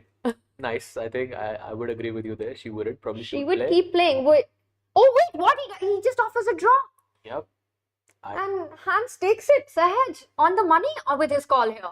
Yeah, I think because it was difficult for the king to sort of hop onto the other side of the board. So I think good decision by Vidit there. But yeah, he could have played, but the fortress was a bit difficult, and also saving some energy for round 3. Yeah, there's still another round to be played. You know, while I get it, I still feel like the game could have continued. But like you said, there's another round to be played, and probably for Vidit, very difficult to break through in this position. Let's quickly run over and rush over to Prag versus Arjun. You know, last we left it, it felt like a Pragnananda show. Has Arjun managed to consolidate his chances? I don't know. His pieces look very cramped to me. The bishop on f6, knight on g5, rook on f7. They don't. I believe let's just look at Arjun's last 5 moves, Tanya. All right, let's do it. So Let's let's start from this moment. Yeah. He got the queen to f8. Prag putting pressure on a4. Arjun says, I'll defend it. And Arjun just shuffles the rook to another inconspicuous square. Not much with a threat. Just shuffling around is what you're saying. Exactly. That not much has happened. The rook and the queen have swapped a few spaces. Exactly. He's just saying, okay, you are the one who has to break the fortress. I will just move my pieces around. He goes king f8. He's basically playing responding chess, right? When Prag puts pressure on c5, Arjun defends it. When Prag puts pressure on g6 with his rook or attacks the bishop, he places his rook accordingly. And now we're going to see Arjun saying, my king is safest on the other side of the board. Could be, but before that king reaches on the other side, there must be a breakthrough somehow. And I see one very crazy breakthrough here. Tanya, is d6 possible in this position? Please tell me yes. I love it, but Pragnananda has 15 seconds. Will he go all out and commit to d6, fighting for that d5 square, a juicy post for his knight to jump to? But very difficult. 6 seconds for Prag. Okay. Play now. You got to move. Has he forgotten about the clock? At 2-1, he made that move with 1 second on the clock. Wow. Oh my goodness. Wow. Tanya also got up from the chair because she couldn't Because I believe got it. the It was feeling that very he close. forgot about the clocks. Yes. Sahaj. Yes, for sure. Okay, he goes for. He's gonna play a move. Plays queen e8. Okay, so a big blunder, by the way, queen e8 is right now. Wait, do you just take the pawn and Wait, rook h8? Rook h8, yes. Oh, that's a And big. he's lined up the queen and the king. Pragnananda about to get the victory here. No, I'm telling you what happened. What happened? When Prag had just a second on the clock, even Arjun thought that he's going to lose, and that I think just took him. Yes. It took his focus away. And That's what Prag happened. played it so calmly. With 1 second, he's going to swoop up the rook now. There was no way to take pawn takes pawn. A pawn arrives on h7. Wow, for Arjun, staring at his second loss in a row. I don't think I've seen that I don't know. It feels like. Not in 2025. I don't think in 2025 it has happened even once. That's crazy. Not in rapid and blitz for sure. Queen e3 goes. Attacking both the pawn and the knight on g5. Who cares about a pawn when you have one on h7? A beautifully defended pawn. I mean, how does white land up with a pawn on h7? You have to be completely winning here. Yeah, rook h6 also should be winning. So many moves. If you're greedy, just pick up the c5 pawn. You know, that's what I would do. It's just not. You can never have too many pawns. Yeah, just queen c5. Very, very. I'll pick up the c7 pawn as well. Absolutely. Just Give one me by that. one. Clean up the floor here. Wow, this is, that moment when Prag made that move. I'm telling you, like from 15 seconds coming down, second by second, he had a second left. And since that moment, I think Prag has just been dominating. By the way, 2 results have also happened in the open section. Vishy has drawn his match against Wei. You can see them get up, on the other side of the screen. And then Nihal has defeated Arvind with the white pieces. That's a huge result for Nihal. And also Vishy surviving against Wei. Do you remember that position? His king stuck in the middle of nowhere. So that's a big save by Vishy. And what a start it's been from him for a first round victory, a second round save. save. We'll stay there till the end of this one and see Prag put the final touches here. Let's see what happens as he goes king 8. By the way, this is a very rare sight because Arjun is down 3 pawns and there is literally no compensation. Zero. Zero compensation in the position. It's like white has all the compensation and the extra material. Yes, and sorry, 4 pawns, not 3. Yes, make that 4. And that's it. Arjun 4 pawns down completely. That was demolition by Pragnananda in that game. Fantastic victory by him, but for Arjun, he needs to come back. He needs to do it quick. He's going into a spiral right now. 2 losses in a row. I would almost call it a must-win for him for any chances of the podium finish. Absolutely, and we'll get to his next game, by the way, as we see the match against Stavrula and Divya. And is that her king on d6? Is that an extra piece for Stavrula, more importantly, yes. right now? Oh, That's a bishop and a pawn. This is completely over. And Divya, she's playing on. No surprises there. Well, she was playing in the previous game as well when the position was dead drawn, and now she's playing as well. I think she's probably regretting that decision of going for the modern, but Savrila played really well. You have to give it to her. Finding h5 in those critical moments was a very, very difficult decision. She thought for about some 4 minutes before she played something. Well, actually 6 minutes and 22 And that's seconds. it. We have a results ahead. Divya does resign in that position. By the way, 2 very close friends, Divya and Stavrula here. Really? They've spent a lot of time together in team championships in Europe. And in this one, she sits down to analyze. We've got one more game going on. Katrina against Vantika. Divya resigning there. And Vantika, she resigns down a piece in that final position. And that's it. Yep, that is it. That means there is no player with full points in the women's section so far. And in the open section, by the way, one more result has happened. Wesley So has defeated Volodar Murzin. So Wesley makes a comeback after his first round loss against Vishy Anand. For Murzin and for Arjun, that's 2 back-to-back losses to start the day with. Yeah, it has to be a shocker for both of these players, and I think they're looking to make their comeback. They both have white pieces. Yeah. Good chances. Some fantastic starts, some players looking for a comeback, and with that, we will come back as well in just a few. We're going to a short break, but there is a final round of the day coming up. Don't go anywhere.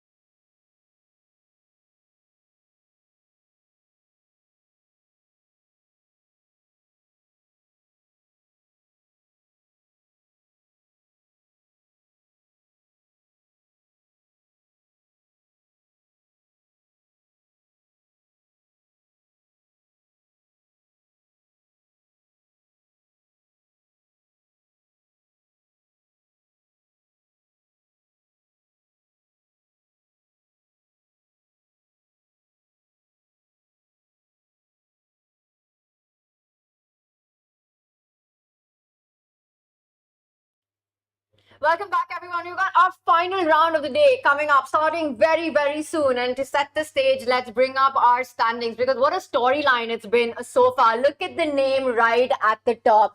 Sahaj Vishy Anand with the first round win. And what a crushing one that was against Wesley. So, and drawing, saving a very difficult game against Wei. He's tied for first with 4 other players. And guess what? Out of the top 5, we've got 4 Indians. That is insane, actually. Who would have thought? I mean, Vishy, Vidit, Nihal, and Prag all dominating with 1.5, and of course Hans. Let's never count out Hans from this equation because I think for me he is kind of a favorite. I don't know about you, Tanya. You know, I think he's the kind of player that everybody loves to watch, and the fights that he brings on, always entertaining. So, would love to see him go the distance here as well. Saj, I want to point out that at the Tata Steel Chess India Rapid, the last time we had an Indian winner was back in 22, and that was Arjun. In 23, it was Maxime Vachier-Lagrave who took it. In 24, it was Magnus Carlsen who won both Rapid and Blitz. So we'll find out what happens in this one. Still early days, but what a start it's been for a 5-time world champion. Lots of results there. And for some players, they're still to get on the leaderboard. Absolutely, and of course we're talking about Arjun Aregaisi, who's still on 0 out of 2. That's a huge shocker, I think, for me personally, and I'm sure Tanya, you feel the same about this because he has just coming off of a double bronze in the World Rapid and Blitz, and now this is not something that was on his cards. I don't think anyone expected this. Arjun, one of the heavy big favorites. He's the top seed of the tournament as well, and having a start with 0 out of 2. But you know what? If anyone can make a comeback from this, it's him. And the reason I say that is because he's the kind of player who doesn't let the score really affect his mentality. He'll come back with the same vengeance. He wants to fight out every game, play for the win in every round. And it's all about getting that first win. And suddenly momentum can shift. Do you think it happens in the next one? Speaking of that, let's bring up our pairings to see what the matchups are. And this is the action coming up in store for the men's. And Arjun playing against Nihal Sareen, I think that's going to be a huge one. Arvind versus Vishy, also another big matchup, I think, for both of these players. Then we have Wei Yi versus Wesley. Kind of a solid match. Not really sure what's going to happen there. Then we have the former world rapid champion Volodar Murzin going against Vidit Gujarati. Vidit, I think, has been in spectacular shape so far. I think he can score a win here as well. Then we have, I think, for me, the match of the day, Hans versus Prag. Oof. Absolute fireworks incoming, I think, on this match. Yeah, both players with 1.5 points. How will they end their day one is the big question when Hans takes on Prag. And I have to say, I mean, for Murzin as well, it's the same story as Arjun, right? 0 out of 2, needs to get on that leaderboard to put up a fight on that. Let's also bring up our women's standings and pairings as we go into the final round of the day. And there we have it. What a storyline this has been for the players. For Harika, she takes on Vantika. Divya is playing against Rakshita. And I have to say, at least on paper, Divya is a big favorite in that one. Absolutely, but let's not forget, Rakshita has not lost a single game so far. She has made 2 draws back to back, one against Koryachkina and then the second one against Karesa Yip. So I think she's been holding her own, but then Divya is going to bring out that attack, early on, and you never know what's going to happen there. So I think going to be an exciting match. And there we've got the players. They are ready to go. They are set for that final game of day one of Rapid of Tata Steel Chess India. All the women players, as usual, arriving first. And in the men's section, I see, well, actually, Vidit, he's already ready. He's taken his place against his opponent, Murzin. He's there as well. Arjun versus Nihal. That's going to be a banger of a match.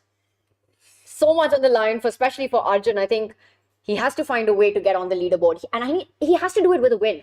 The last time Nihal played against Arjun was in the World, I believe it was a World Rapid Championship. Sorry, the World Blitz Championship, where Nihal had to play for a win, but then they agreed to a draw within, I think 2 or 3 minutes going into the match, which was a huge shocker for us because if Nihal had won, then he would be in the standings as well. He would be in the playoffs as well, but that did not happen, sadly. And then now they are playing again, 10 days later against each other, and I think I'm not even sure how this match is going to unfold, but it's going to be exciting chess. And this one has to be a marquee matchup as Hans Niemann with the white pieces takes on Pragnananda. And I'm going to throw this one to chat. Chat, what do you think? Who gets the win, or will this end peacefully? I say peacefully, but when it comes to these two, nothing is peaceful in life. Absolutely. I couldn't agree more. I think Prag for me is the most dangerous player with the black pieces, and Hans is just the guy who can do anything at any point. So for me, this is the match of the day for me. What a way to end day one. This will be 2 players at the top of the leaderboard, both with 1.5 out of 2. Prag with his big win in the previous round against Arjun. Hans Niemann with a draw against Vidit, winning that first game as well. So both showing incredible form in this one.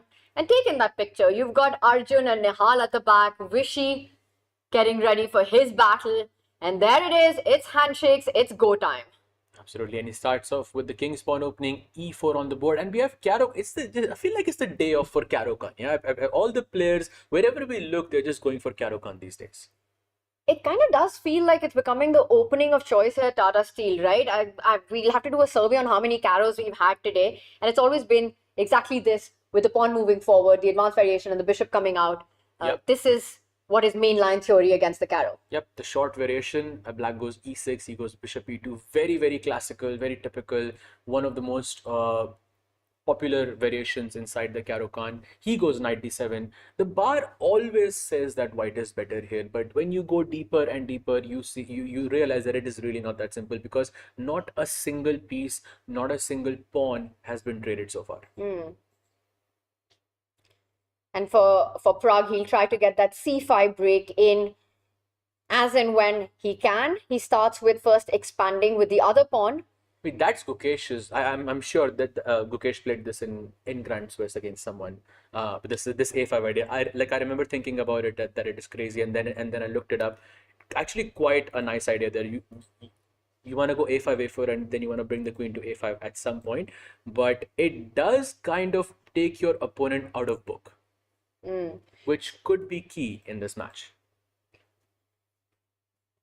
See, he goes A4, threatening A3, and he goes bishop D2. Why? How is Hans playing? He doesn't look like he's too perturbed with what has happened. He says, you know what, I've seen that game of Gukesh as well. And he's ready to take the battle with the speed with which he's playing. Bishop D2, very quick response. Genuinely shocked by how quickly he played bishop D2 on the board. I think usually when your opponent sidesteps from mainstream theory, you are the one who's supposed to think, but now you have that Uno reverse card. Prague, it's your turn. You cannot play queen f5 because there must be some discovered idea. Knight d5, knight d4, I don't know which one, but must be something. Wait. The queen isn't trapped. Wait, is it? I know what you're looking at. I had a crazy line, but it's sadly not working. Let's show it anyway. If queen f5, you want to go knight takes pawn? Knight takes d5. I knew it, and this is where I was like, the queen isn't trapped after c4 because of queen e4. You're too fast. You're too fast. I just know you for too many years. Yeah, but this is so cool. If the bishop was on e4, it would be such a beautiful line to trap the queen at the center of the board.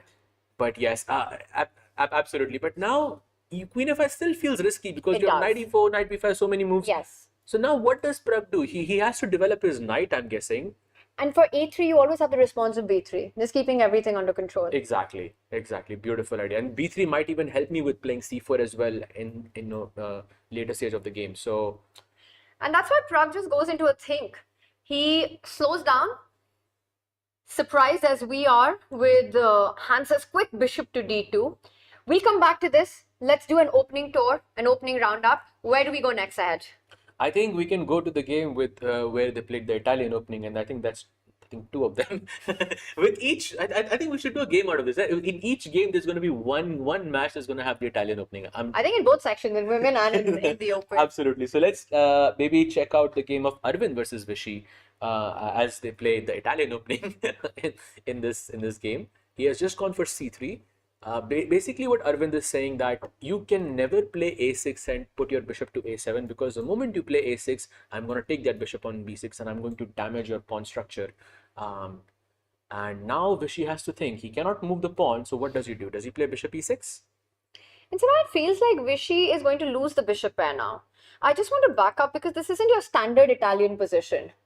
With knight a4, bishop, usually black does play a6 and is able to get the bishop to retreat safely. Absolutely, but this is the line with knight c3. Usually what happens, so I think we can go through it. Then bishop c4, bishop c5, knight c3, knight f6, castle, d6, and now knight a4. So the idea usually here is that when black goes bishop b6, usually you want to play d3, short castle, and usually you want to take on b6 and play a3. That's the normal way to go about this. But now with c3, I believe this is Arvind trying to confuse Vishy in some way. And Vishy says, I'm not going to get confused. I'm coming for your own bishop. Goes knight a5. We see the trade that you're talking about. White slides the bishop, so refusing to give the bishop pair Arjun is, but has to trade now eventually. And after bishop to d7, bishop takes bishop, queen takes bishop. Looks like a pretty healthy outcome for black. You know, you've got your rook already on the open file, Sahaj, right now. Pawn captured towards the center. After queen takes d7. After Maybe queen even d7, knight takes d7. I really like knight h4 after queen d7 because then I have some attacking ideas. Because if your queen was on d8, then you would have knight takes pawn and queen takes knight. So now this f4 bishop g5 business looks a bit scary. So knight takes bishop, controlling the h4 square. It still looks like a slow game. Yes, but he does go queen takes d7. Is he going to go knight h4 now? Is that the best move? Or not really? Did you know that Geico piano, we call this the Italian or the Geico piano, that literally translates into the slow game? You know, I actually discovered this on commentary. Same. And I didn't know I it. don't know why we are high-fiving it. None of us knew it, and they was like, oh yeah, I tried to play it off as no, it was a play. I'm gonna admit to exactly that. I was going to say that I'll admit to something a little embarrassing, that I always thought that Geico piano was named after maybe an Italian player, or you know, a player who basically started playing the Italian very early on. Like Greco, right? Because Greco is a famous Italian Yeah, player. like Roy Lopez. Yeah, exactly. Exactly. So that's what I thought as well. And yeah, sad days. Let's move on from that, because we do have a move. Vishy does capture with the queen. So things looking pretty much in balance so far in this position. Absolutely, I think. Let's move over to Vidit's board. Vidit versus Volodar. Speaking of balanced Italians, this one looks anything but. Why is the pawn on g5? And okay, he probably wanted to get rid of the pin. But you know, this is the type of position with each move you like the other side more. After black plays g5, I will like black more. But I know in a couple of moves, white will get some attack, and then I will start liking white's position more, and then it will just continue like this. Such a topsy-turvy position. Like for example, if white gets d4 at some point, and it is not, you know, evident why it's a bad move, suddenly the black's king side looks very, very expanded to me. Yes. And has that been an overextension though by Vidit is the big question here.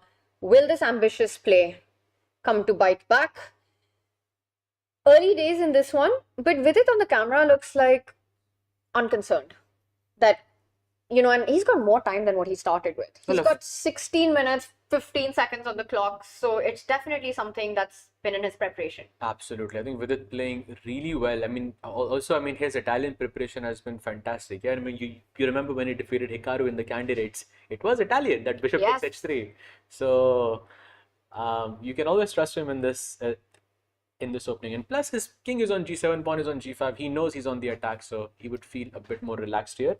But the position that doesn't feel relaxed to me whatsoever is the game between Arjun and Nihal. As expected, I mean, these two players with their character, their style of play, balanced is not usually the nature of the game when it comes to them. Firstly, why is that queen on a2? If I had to make a guess, the queen from d1 went to b3, was attacked by the knight and had to fall back to a2. Yeah, but why is it on a2? You know, I think he wants to go b4 The more philosophical question you missed. Why? Oh, by the way, is bishop c2 possible? No, it's not actually. This b4. I was thinking bishop c2, bishop b3. That's a beautiful idea. Sadly, does not work. Also, it's white to play, so maybe Arjun can go short castle, bishop e2, short castle, and maybe go for some b4 ideas.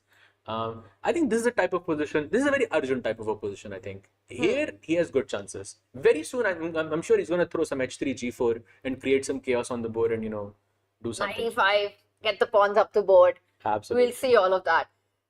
And he's about to make his decision, expecting, oh, he goes b4. So he does go for a direct approach. He attacks the knight, forces it to retreat. Okay, and now bishop e2 or h3, g4. That has Arjun written all over it, that move.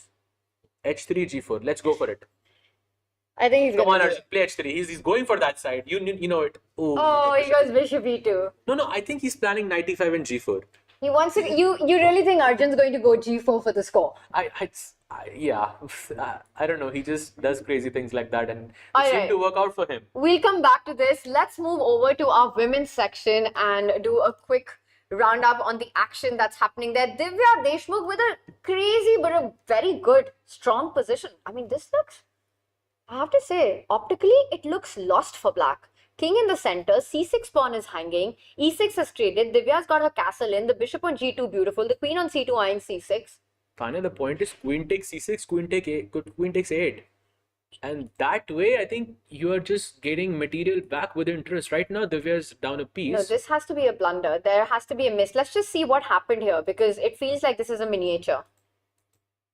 Wow, so c5, this is what okay, castle is a very important move. I remember someone took knight d4 in the women's world blitz championship. I Let's think show it was them. Divya, but I'm not sure. Like I don't want to say, but I think it was. But anyway, she goes short And castle. that allows e5 and a lot of Yes, play. yes, and that's why you go short castle first, so you make your opponent waste a tempo with h6. Bishop f4, very nice move. Knight c6, knight d4, e6. Wow, this is a very nice preparation by Divya. They She takes lines the up pawn. the queen and I can sense the making of that. Whoa, and a blunder here. She just missed pawn takes pawn and queen c6 coming in with a check, winning the piece, pawn takes pawn. And the point is that after bishop takes bishop, the beautiful intermezzo, Divya doesn't capture back on f4. If you take back on f4, then black can simply capture on d5, queen c6, you have bishop d7, everything under control. But the point is, Saj, after bishop d6, pawn takes pawn, and this was missed by Rakshita. I think that makes a lot of sense. And I think with that, Divya should be completely winning here already. She's 2 pawns up. And I saw some more moves being played. Shortcut. Wait, she took gf4? Why not take the pawn first and then gf4? That would be an extra pawn, no? I mean, Probably just wants to go for the c6 pawn. still she's better, but I mean, that would be an extra pawn there. But yeah, still That I think makes a lot of sense. very healthy position for Divya. I think she should be able to convert this one. Okay, so Divya with a big early advantage, and let's check in with Goryachkina and Carissa Yip. Carissa playing with the white pieces here. Both players on 1.5 out of 2 have had a good start to the tournament. I was kind of thinking, how did Vidit's game also just pop up here? Because we had the exact same setup in that game as well with h6 and g5. But yeah, I like this position for black. But the problem is that white has sort of blocked the king side with this h4 move. And now black cannot make any progress on the king side. And let's not forget, Tanya, there's queen h6. And that pawn on h5, who's defending that? And very often to fight against that idea of queen h6, black needs to make the move king to g7 to stop it from getting there. But hasn't, and maybe that's why the question mark appears. This could be the moment that Carissa could swoop in with her queen and put immediate pressure. I think you're just losing the pawn on h5 by force. And if she doesn't play it, I mean, Goryachkina should just look on the other side because Vidit has played king g7 on his board. So it could be, I think, a nice move there. All right, well, we will keep an eye out on this. Carissa, she looks like she's ready. She's almost frozen in time there, you know, her hand halfway in the air. Ready to make a move, and she instead goes for a central break with d4. Also a very strong approach ahead. With the pawns extended on the king side, an opening up of the center can only favor Carissa. Absolutely. And if she goes knight g6, which seems very natural here, Then your move. then just queen h6 and boom. g6 is hanging, h5 is hanging. One of them is going to get taken. I think the game gets taken if that was to happen. All right, let's move back to our open section. We'll check in with the women in just a few. So, so far in the open section, only one player seems to have a very solid advantage, and that player is Hans Niemann against Prague. How did I know that you were going to go there? I just had the board ready. I could feel it. Because this is such a crazy match, I think, between these two players, and also this decides who's going to be the leader of this event going in, when we finish the first day. Do you think we will have one leader, Tanya, or do you think there will be multiple? I think there'll be more than one. More than one. I think there'll be two. Two leaders. I think we end in the men's section with 2 leaders, in the women's section with also 2 leaders. So who will be those 2 leaders? This is tough. I will keep this for later. Give me a bit, I'll tell you. But all right, Hans looking really good in the position right now. I'm going to start from where we left it last. It was around this point when Hans played bishop d2 that really impressed you. And Prague could feel the pressure. After a very long think, he went with a3. Hans blocks the queen side. After h6, a mysterious rook c1, but again, the idea is that eventually you want to push that c-pawn up the board. So Hans setting that up. He's making these slow improving moves, gets the other rook into the game. Prague struggling a little bit with his piece development currently. Still to castle, and look at that, Hans in a beautiful, harmonious way, has managed to set up the idea of c4 eventually. The knight comes back to e2, and Pragg, desperate for space, strikes in the center. Continuing on the offense, now a big threat of picking up the bishop on g6. Maybe some g4 ideas also on the cards. I love that. Because that knight is borderline trapped. Okay, you can take on g4, d4. c4. And your king is still in the center. Rooks are not connected. Looks... yeah, this doesn't look very promising for Pragg. Let's just show that. Your point that after shot castle, it's a move that you really want to make. And now you've got these ideas of taking on g6, pawn takes g6, you push g4, and eventually the g6 pawn will be left hanging. Exactly. G4, I think, is a very dangerous set. In fact, this kind of looks like French, but with the bishop out. Usually the bishop is on c8, but now it's on g6. But I'm not really sure if that helps black. You know, generally this is the argument between French and Caro-Kann, that Caro-Kann allows the bishop to come out. But here, I don't know if that's a good thing. Do you think psychologically it's a little difficult for players to play against Hans? I think it can be, but not Pragg, I think. Pragg, I think, wouldn't care in this sense. I think I mean, for him, I think he just plays what's on the board. Yes, I think for these players, they are so used to these high pressure positions, and I love that super chat there pointing out that, you know, Hans right now positionally feels dominating against Pragg right now. Pragg with a fantastic win against Arjun in the previous round. But right now it's all a Hans show. Absolutely. I think it's always difficult to play against Hans because his rise has been so great in that sense, you know, And so dramatic as well. So dramatic as well at the same time.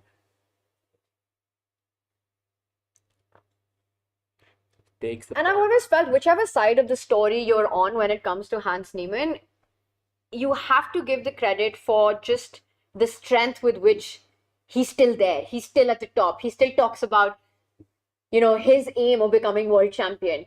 He has these tournaments where he shows up and has, like he did in Doha, finishing tied for second. It's so easy to crumble under pressure.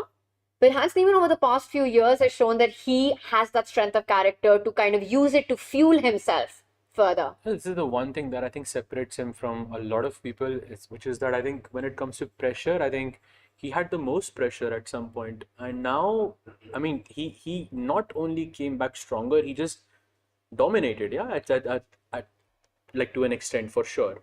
And now he is one of the elites, and I think he very much deserves to be there. And actually getting a good result in Tata Steel Chess India, you know, with the field that is there right now, would be really up his card of starting 2026. I mean, both these players will be seen in Vike in action as well. So really wanting to get that momentum in. For sure, I think, for Hans. And I think this is a great first day because he is, I think, on the verge of taking down Pragg. And with that, he would be one of the leaders after the first day. And that's a great start. And you know, one player who hasn't had a great start is Arjun, and Sehed Nehal currently in his game. Look at what he's done. He's pushed his G pawn forward, hitting Arjun's bishop. Knight on e4 beautifully planted. Knight on b5 looking good. Basically just killing that knight on a4, which is still one move away from coming into the game and can be pushed out of there any moment. g5, g4. Is Nehal playing for the advantage here? I think you don't make a move like g5 unless you think you have something in the game. I think for sure Nehal is playing for a win here. And if you move the bishop back to g3, you have h5, h4. I mean, so many attacking ideas on the king side, and you have completely blocked the queen side as well. No counterplay there for Arjun there. Yeah, I think this is, you could be looking at 0 out of 3 for Arjun. Oof. No, that's a devastating start. And that also for a big tournament favorite. Yes.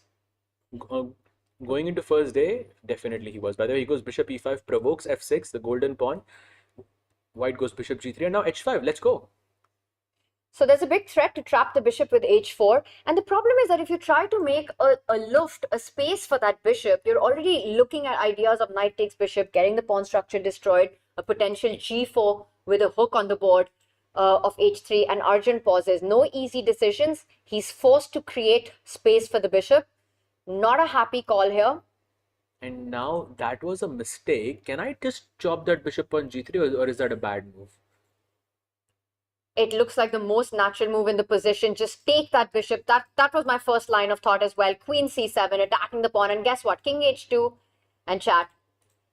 h4 would be pretty much busted. Ooh. Suddenly, all of white's pieces too far away from the king. No way to defend g3. This is absolutely crushing. Speaking of crushing, Hans Niemann is absolutely crushing Pragnanda right now. Wow. Look at that move. Can we bring up our analysis board?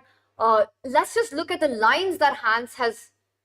Bishop Let's takes start. e6. That is beautiful. Tanya, look at this. If you take fe6, knight takes e6, queen b6, and now I'm just going to play knight f takes d4 because I want to defend my knight. And Would you take it? Would you take my knight? Actually, you can. I was thinking But- queen h5.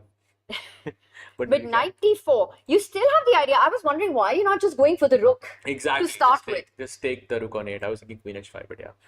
It's still better for white. Your plan, knight c7, knight takes rook is game over on the Yeah. spot. But I just wanted, this is a brilliancy by Hans.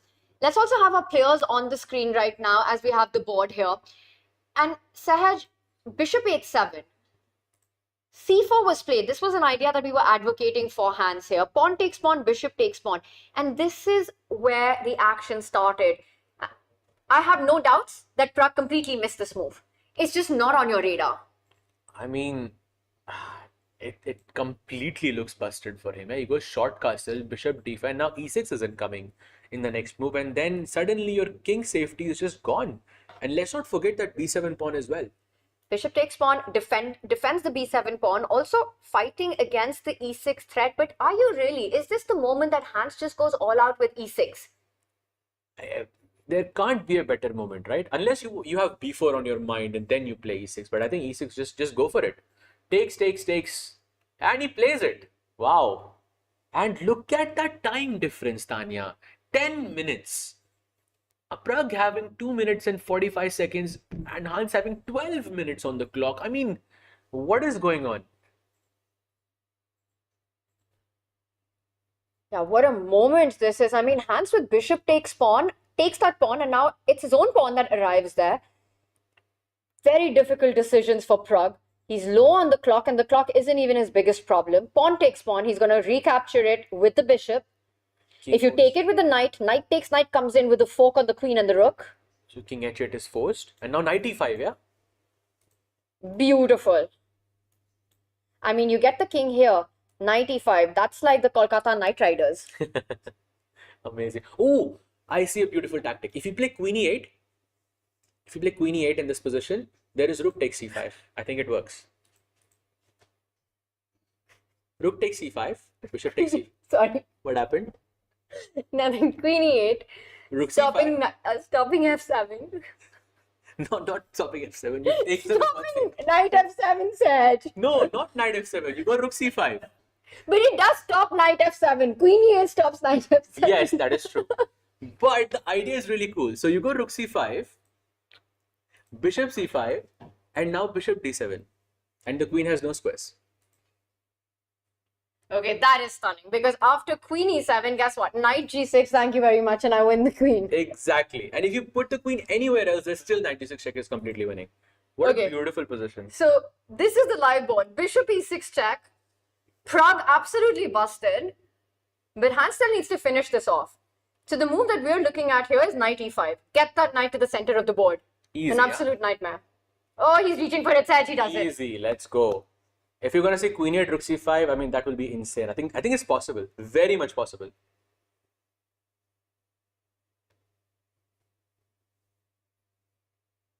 Prag goes for still thinking 1 minute on the clock.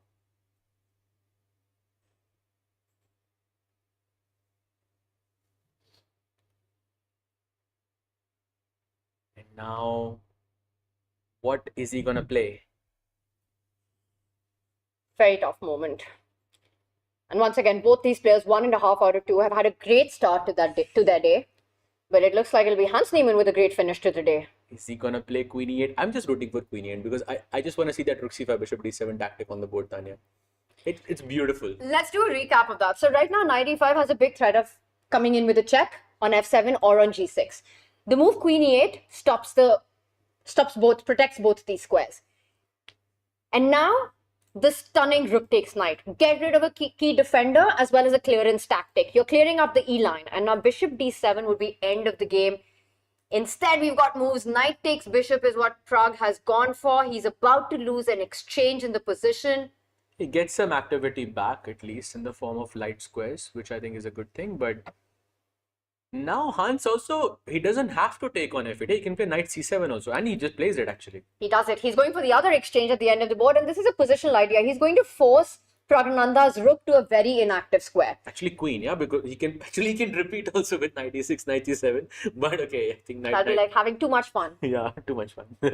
Queen takes, and now queen h5, just simple. Knight g6 check incoming, and we might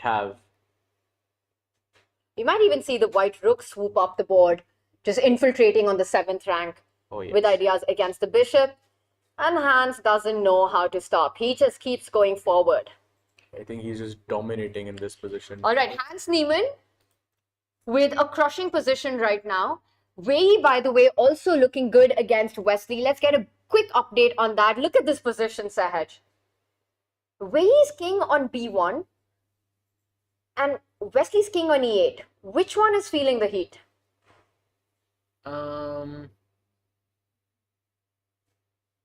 Also, Good Wei question. has an extra pawn. I think that's the defining feature. No, whichever side Wei is feeling, it is from it. I think he has ice in his veins. He doesn't feel pressure in that sense. Yeah, I think he's just gonna make very calm moves and he's gonna be fine.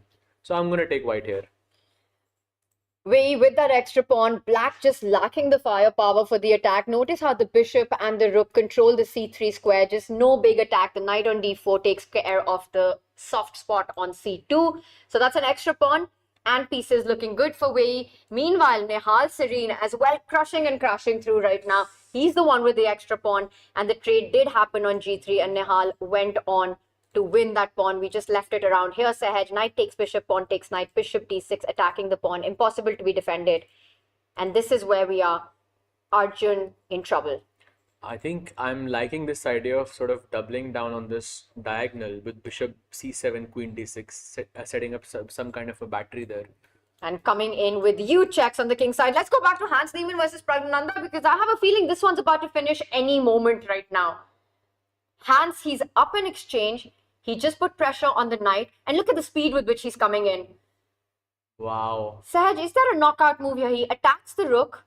I think he just resigns here. And the knight falls. The white rook is about to pick up the knight on the next move. Pragnananda is about to be down a whole piece. The most impressive thing is that he still has 12 minutes on the clock. And there it is. He resigns and Hans wins his third match. With that, he has 2.5 out of 3 and he's going to be one of the leaders at the end of day one. Yeah, what a fantastic day one this has been for Hans Niemann, making his debut at Tata Steel Chess India and arriving in full style. And I don't mean the haircut, I mean the chess that he's been producing today. Ends the day with 2.5 out of 3. He drew with it. He got that first round win in with that beautiful king march against Murzin and eventually takes down Pragnananda.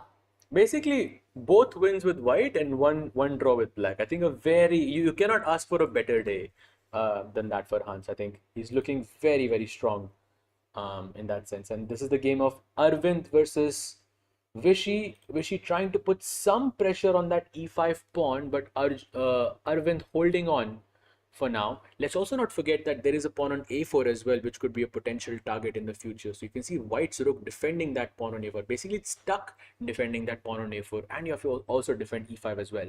Could be some problems here for Arvind. And the clock really is a big problem in such a position where Vishy can play slow, kind of judge with the attack, shifting from a move like queen c6 eventually, targeting c3, targeting a4, also putting pressure on e5, potentially threatening f6 at the right moment with the queen on e1 being pinned. So things can get tricky for Arvind. He doesn't have so much time, and I saw that camera switch. I think let's go to Divya's board, Sahaj, and get an update on that. Absolutely. Let's do it. Divya is playing against Rakshita. She was having not a winning position, but close to a winning position. But looks like Rakshita has fought back, and she's also ahead on the on the clock. And honestly, if you ask me to choose a color here, I'm choosing black.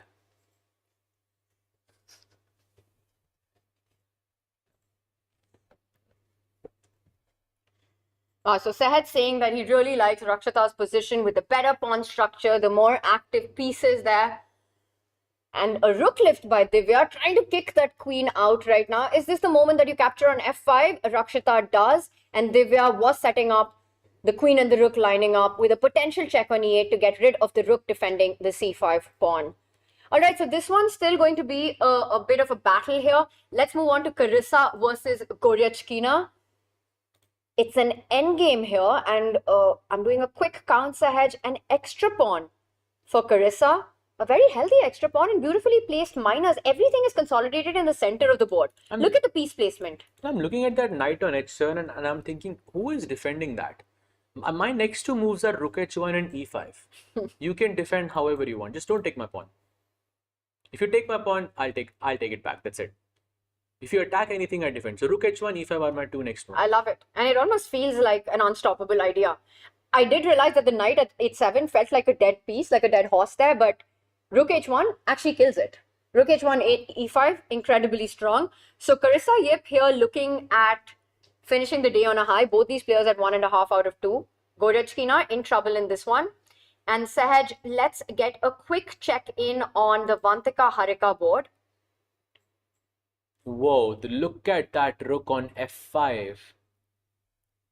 That's amazing.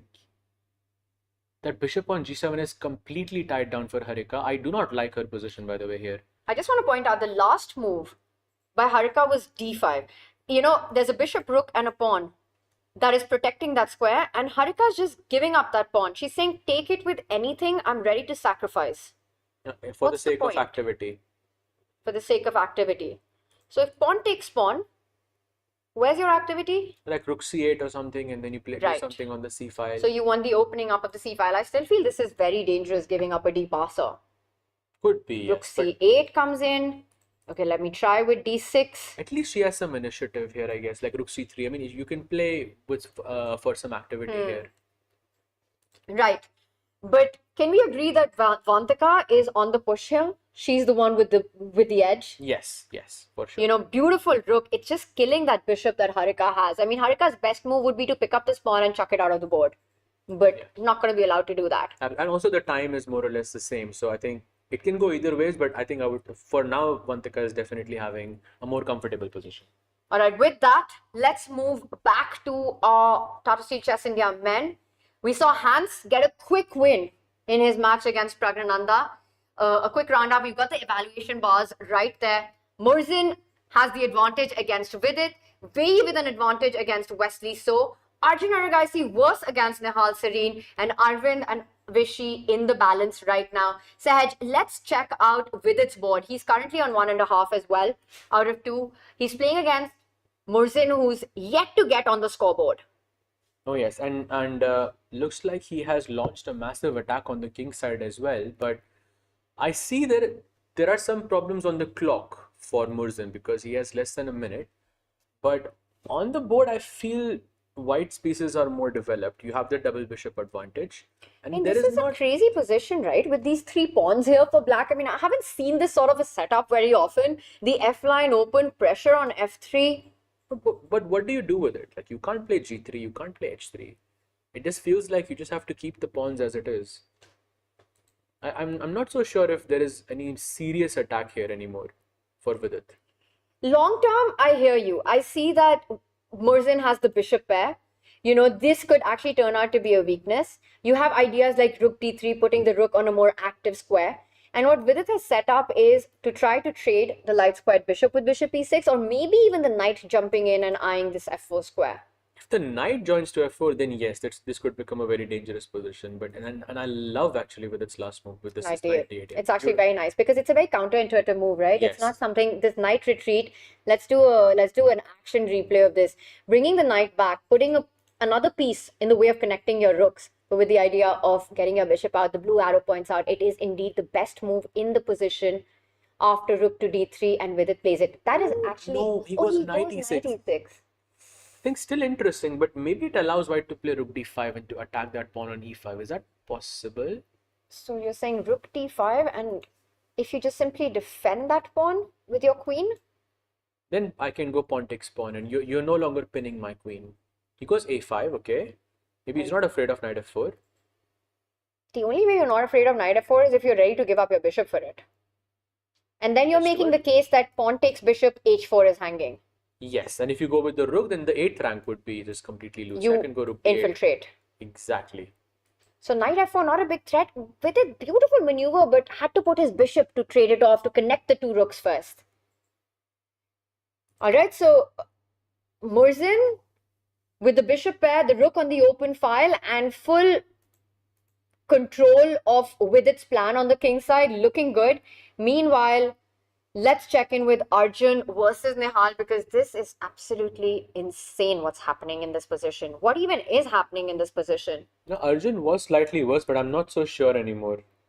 I feel, okay, first of all, Nihal having only 13 seconds on the clock. His last move was played with just 3 seconds on the clock. And by the way, Arjun's last move was a blunder, which was missed by Nihal as well. So, a lot of crazy things happening in this game. If we can just show the last move of Nihal, where he went rook d8, he just had knight takes knight, and that was apparently winning for him immediately. Oh, wow. So right here, knight b6 was the move played by Arjun, and knight takes knight, rook takes knight, and how are you winning here? It wasn't, so knight takes d2, knight takes d2 it was. The Sorry, knight. that's what I was... Knight d2? I thought queen d5 is a problem. Maybe I just move the king somewhere, like g7. Is that correct? Or queen e3 check would be my idea. Oh no, actually. What's the move? Is I it mean, king I h- just take the bishop now and queen g6. Why? I was just looking You at... want to take on e3. Yeah. I was just banking on that fact, but there is a tactic we're missing here. And here, knight takes knight. Okay, I'm going to cheat and put on the engine. Knight takes knight. And the point was that after queen takes pawn, your idea, correct idea, but wrong square. King to h8. And the difference is that after queen takes bishop, queen takes pawn check, king h1, you have time, because there's no queen g6, queen h6 check. If the king was on g7, you have time to set up a checkmating idea of your own with knight f2, and this is busted for white. Oh, yeah, smothered mate, yeah. Now imagine if king is on g7, then white would have queen to g6 check and queen h6. I think nicely explained that. I think this is probably what Nihal missed, because he had, what, 3 seconds on the clock? Yes, So because if you don't calculate this, you don't allow queen takes pawn. Absolutely. So he goes e4 and then bishop f4. By the way, only move by Arjun played, and bishop f4, and now another only move for Arjun. Crazy. Not easy at all. Okay, e4 firstly clears up the queen. So knight takes knight would have landed queen takes bishop. And if you take the pawn on e4, white simply moves the queen, attacks the bishop. You've got rook c1, rook c7 coming in next. And it's really a game for 3 results. At this moment, Nihal keeps the pressure by keeping his pieces active and alive. He moves back with the bishop. Now he's attacking the knight on d2. If you take on f5, I think we're going to see this play out. Knight takes knight. And suddenly I'm liking Nihal's position. You know, the knight jumps back to e4. The bishop looks very strong. Ideas of bishop e3 check coming in with capturing the pawn on d4. Yeah, I This think is that's tricky. Bishop f4 is such a tricky move. very tricky indeed. And he only has a minute to figure it out now. Only one move for Arjun here. There is pawn takes bishop. Otherwise, he is in deep trouble. And if you take knight takes pawn, black will just give up the rook and then capture the other knight. Yep, absolutely. By the way, while he thinks we have, let's take a look at Vishy versus Arvind, because Vishy is about to score his second win of the day. Wow. That is huge, and he has such a comfortable winning position. That's 2 2 pawns extra up. pawns. Yeah, b6 and b7. And just queen and two rooks. No sort of imbalances there whatsoever. This was completely in the balance when we checked it last. You know, we felt that Vishy will put a little bit of pressure, but in a matter of few moves to have extra material, and very classy move here by Vishy. There's no back rank issues, creates a little loft, passes the ball, and it's amazing how he keeps doing this. You know, he's the oldest player in the field, but he's a legend. And he's playing against, he won his first game, he won the first round, draws the second round, you know, against very difficult position, and then about to take down Arvind. That's just insane what he's able to do. He beats Wesley. saves the game against Wei and about to win against Arvind. Wow. I mean, this is truly unbelievable what we're seeing here. I mean, just a resignation, yeah, by Arvind. This is just over, basically. And Vishy has spoken about how much he enjoys playing in Kolkata. It is one of his favorite cities. He's played a lot. Madras Tiger for a reason. Completely agree with that. The Lightning Kid for a reason as well. I mean, it's been amazing. He's up by 2 minutes on the clock playing against Arvind. Exactly. Like up on the clock, up on the position, up on the leaderboard. What else can you ask for? He plays b5. He's hoping that he will take that pawn on b5 and I wish he will have these triple pawns, but Vishy says no, let's trade off queens. And I think Arvind on the verge of a resignation here. Because you cannot save. You can. Oh, by the way, we do have a result incoming. Vaishali has drawn her match against Katrina Lagno. So I think a good end to an overall not such a great day for Vaishali because now she has half out of 3, but a good end regardless. And there we've got our evaluation bars, and you can see there's only one board in which there's a decisive advantage, and it's the one in front of us right now. Arvind with 12 seconds. Only a miracle can save him in this position. Vishy, queen, and the rook beautifully combined, tying down Arvind's queen to defend that g2 spot as well. Any trades here, and black is still winning. Rook pawn endgames, black is still winning. Queen pawn endgames, black is still winning. Absolutely, and look at that rook g5. He's saying, "I'm not gonna take that pawn. You take my pawn, so I can untangle my pawns, and that's it." He could have been 3 pawns up, but it would be the tower of terror to have those 3 triple pawns. Instead, now Vishy with 2 healthy extra pawns. Absolutely, we have a resignation. I think coming very very soon on this match. By the way, on another board, we do have another result, but we can say on this one, Vantika is completely defeating Harika as well. Oh wow, that would be a huge win for Vantika. Getting a first round win and now the final one of the day as Vishy puts the finishing touches in this one. We also have Arjun Aragaisi. He's turned it around, Sahaj. What? He has completely turned it around and he is the one winning against Nihal. No way. Look at what is happening here. What is happening here? Arjun has a pawn on e6, which has gone to the 7th rank.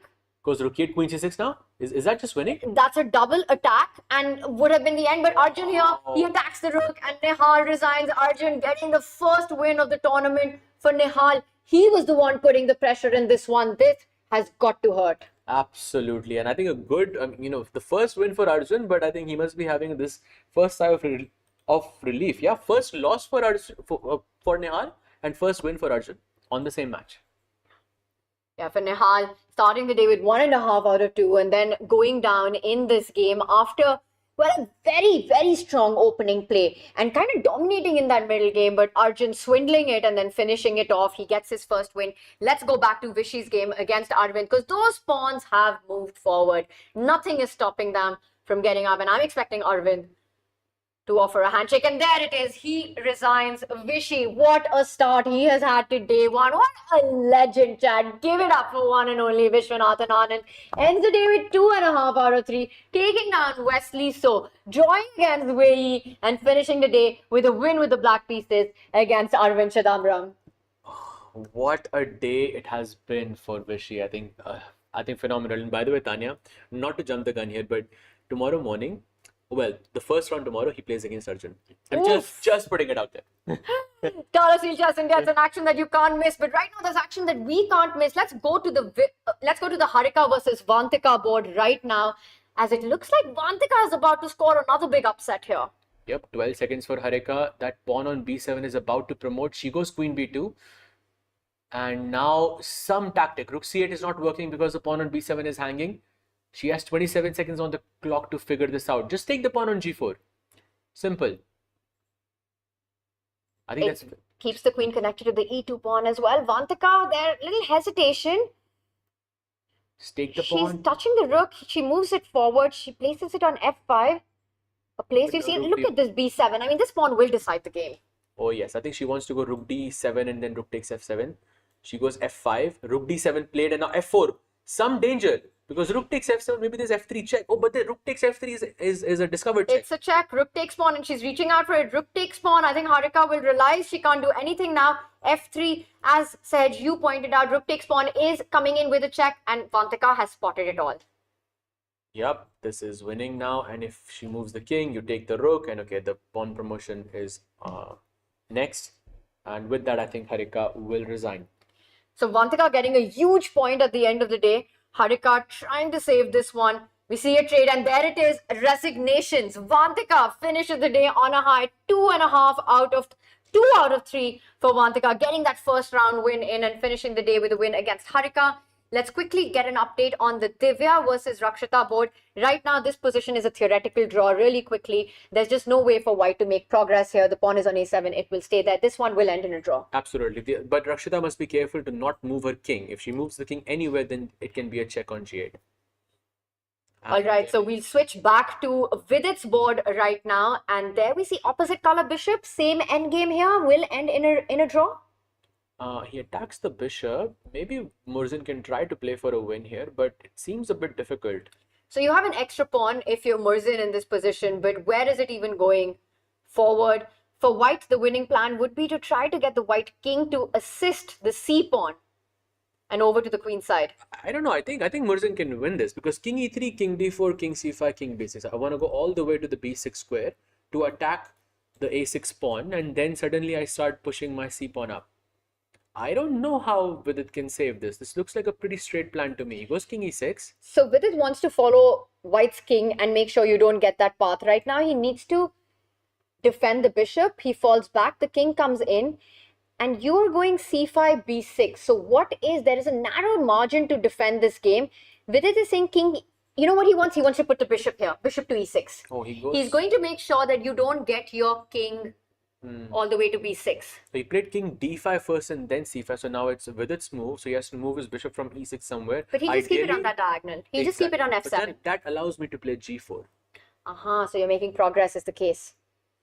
Yeah, which can be a bit Very tricky smart, here. Very tricky by Murzin to first pass the move and then come back. Exactly, wasting a tempo. So now Vidit doesn't have like any move he makes is going to be a bad one. It's slightly worsening. Yeah. So Vidit wants to keep the bishop on this diagonal to eye-line the pawn on c4, but the moment he steps back to f7, that allows Murzin to go g4.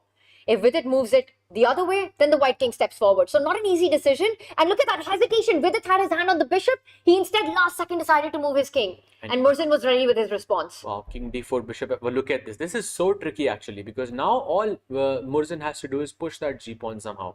King f6 perhaps. And the moment Vidit's king has gone too far on the other side, Murzin turns his attention to get the king to assist the other pawn. But Vidit so far doing brilliantly on the defense. Yep. Comes with the king to d6. He wants to go c5 next. Absolutely. By the way, another update. Wesley So has just defeated Wei Yi with the black pieces. So this is the only game remaining. Go c5. c6 check incoming. You can go c6. You can put the pawn on c7 as well. But Murzin, he's playing it slow. He's just putting pressure move by move, delaying decisions, and that's when your opponent cracks. Vidit has to be so incredibly alert. Yep, because if he moves the king, he was going for the king. Now I can play c6. And now I can move my king to c5 and then to b6. And then I can suddenly start looking at that a6 pawn. And while it's still in the balance, the margin for error is going on reducing for Vidit. The path to draw is narrowing. Absolutely. And look at the time as well. He has to be very, very accurate here. So for Murzin, the winning plan is to push the g-pawn, push the c-pawn, and overload black's pieces.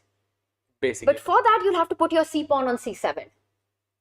I don't think he should do that because the moment you play c7, then black can always play d2 and kick, capture that c7 pawn.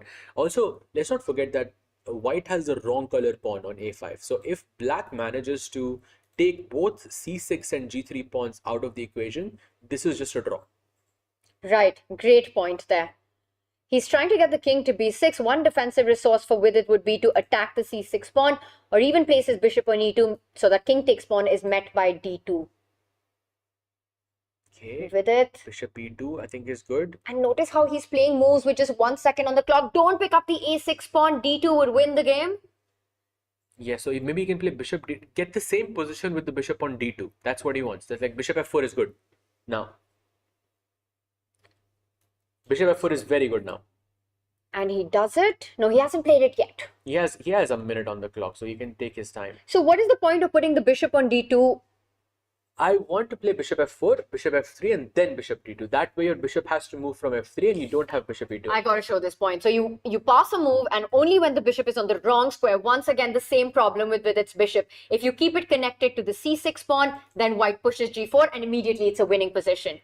If on the other hand, you bring it down, there's no more d2, and you simply capture the a6 pawn. But apparently bishop e2 is still a draw, because after you take on a6, black can play king c7 and take that pawn on c6. King b5 and bishop. And then bishop f3 back, and then you take. Very tricky, yeah? Very tricky. The idea that we're looking at is bishop f4 is found. Vidit has to be very careful here. Bishop f3. He plays it, bishop d2, and it's still within drawing realms for Vidit. He can still hold it, but he has to be precise over the next few moves. Bishop f3 was the only move in that position, and now Murzin has to play bishop. And he plays it, yeah, he goes for the idea. What a spot. Honestly, Sahaj, brilliantly broken down by you. Bishop d2, and Vidit can still go back with the bishop to e2. He goes king b6, which is fine. Yes. King b8, as long as he doesn't allow g4. Vidit has to make sure that Murzin doesn't get the g pawn up the board. Yeah, this could be the drawing sequence that Vidit was looking for. Now he has an extra move. Now he can just shuffle the king around to c8 and b8. Now it's Murzin's whose clock is going tick-tock as he moves the bishop, but that doesn't improve your position. Goes bishop e3. And now, okay. He takes away the b8 square, and the moment he does that with no bishop on d2, I think Vidit has found the perfect defensive setup. He plants the bishop on a square where king takes pawn isn't possible. At this point, I think Murzin should try to reroute the king from b6 to the king side, where he can try to push the g4 pawn. And though this plan has failed, Sahaj, I think it's fair to assume that Murzin will try another plan. He'll try another path. Yes. He's not just going to say, you know what, you found the perfect defense against this idea. I'm going to offer you a draw here. Yeah, I think that's fair, because he has nothing to lose. He cannot lose this, so he can play for as long as he wants. Bishop f3, okay. Very confident hold, by the way, by Vidit. And we see a change in dynamics of the position. Every pawn trade. Now, your idea. If Vidit can give up his bishop for the g pawn and get his king on a8, that's all you have to do, right? You put the king on a8, and that's just a draw. Exactly. I think what Murzin wants is he wants to play a6, a7. But the point is, the moment you play bishop, he goes king a7. Very, very smart move. Very important. He had to stop it. He had to stop king b8. But there is no progress here. If Vidit's king gets to a8, he can just give up this bishop for this pawn, keep it on this diagonal. The moment the pawn moves, you give it up, and it's handshakes. Exactly. Nice breakdown there. So I think just wait here. Bishop e2, bishop g4, anything should be a draw. He's taking his time, 22 seconds. And it's been a great day for Vidit as well so far. You know, taking down Arjun in the opener of Tata Steel. Second round, drawing from a position of strength, I want to say, against Hans Niemann. And now this one, a confident hold with black. He's found the right plan with seconds on the clock. He's in form with it, Gujarati is. And look at this, beautifully done there. Last few moves of this game. You'll give up your bishop, you'll give up the d pawn, you'll take the g3 pawn. And that's it. It's handshakes. Vidit, Murzin ends in a draw. Vidit Gujarati on 2 points, and Murzin gets on the scoreboard. Wow, what a finish that was, and definitely not an easy one. But yeah, great day for Vidit. I think very good fight by Volodar as well. But this leaves us with 2 leaders in the open section, Tanya. You called it, there it is. And I wonder if someone predicted 2 leaders in the open section at the end of the day, Sahaj. Yep, you did. I have to give it to you. But look at that. Vishy and Hans leading the charge with 2.5 out of 3. What a day it has been for both of these players. And I'm also going to call out that I think at the start of the day, these were the 2 storylines that we were most excited about. Seeing Vishy here and seeing Hans here as well. Absolutely. So they are saying, you know, we're ready to bring on the fight here. 2.5 points. And then we've got Wesley and Vidit with 2 points apiece. Nihal, Prague 1.5. And then we can see on the leaderboard in the men's section that each player, each of the points are separated only by a half a point margin. So a very close fight ending day 2. Day 1. Nobody's running away. Let's have our standings up one more time to take a look at that. And on the women's section, it's a different story. I did predict two leaders at the end of the day in that, but it's the youngster from the United States, Carissa Yip, at the top at the pole position. Absolutely. And I think it has been a great day for Carissa Yip so far. 2.5 out of 3. She has defeated Stavrula, she drew to Rakshita, and then she defeated Alexandra Goryachkina with the white pieces, which is huge. And then we have Nana, Katrina, and Vantika on 2 points. And then we have again 1.5, then we have 1 point, and then we have half point, with Vaishali. That I think is the biggest, I think, surprise for me, Vaishali, at the bottom of the leaderboard. What are your thoughts on that? Completely agree with you. I think for Divya and Vaishali to find themselves at 9th and 10th is not something that many would have predicted here. But again, it's only day one. There's a lot of chess left to be played. And coming back to what we saw in the men's section there, Hans Niemann, Vishy at the top of the leaderboard. I mean, Hans has got to be so incredibly happy with the way he played and finishing the day with a win against Pragnananda. So, Saj and I thought we'd break it down, but who better to break it down than Hans himself? We have Grandmaster Hans Niemann from the USA. Dream start for you, 2.5 out of 3. Yeah, certainly started well. To beat Prague like that was a bit unexpected, but I knew this line quite well. I had a classical game, similar continuation, I think at Grenke, I think in 2024. So. Oh, you won. Yeah, no, I won quite smoothly in the same line. I guess most people after a5 play a4, but after knight c3, bishop e2, I developed all my pieces. So I don't like the line for black. Are you happy about bishop e6, the sacrifice? Yeah, bishop e6 was obviously a great move. I could have played g4, knight h4, tick tick, and then bishop e6, but there was no reason to do anything. It worked quite dumb. Like if you played fe, knight c7, queen b8, knight c7 check, king f8, and then now I have g4, and it has quite a few problems. Yeah. And overall, 2 wins with white, 1 draw with black. Perfect start. Yeah, I guess I was a bit shaky against Vidit, but my wins were relatively dominant, so it's certainly a good start. And overall, how are you liking here in India and Kolkata? No, it's good so far. I got a bit sick last time in Goa, so I feel good now and hope the good luck continues. Thank you and all the best tomorrow. Thank you.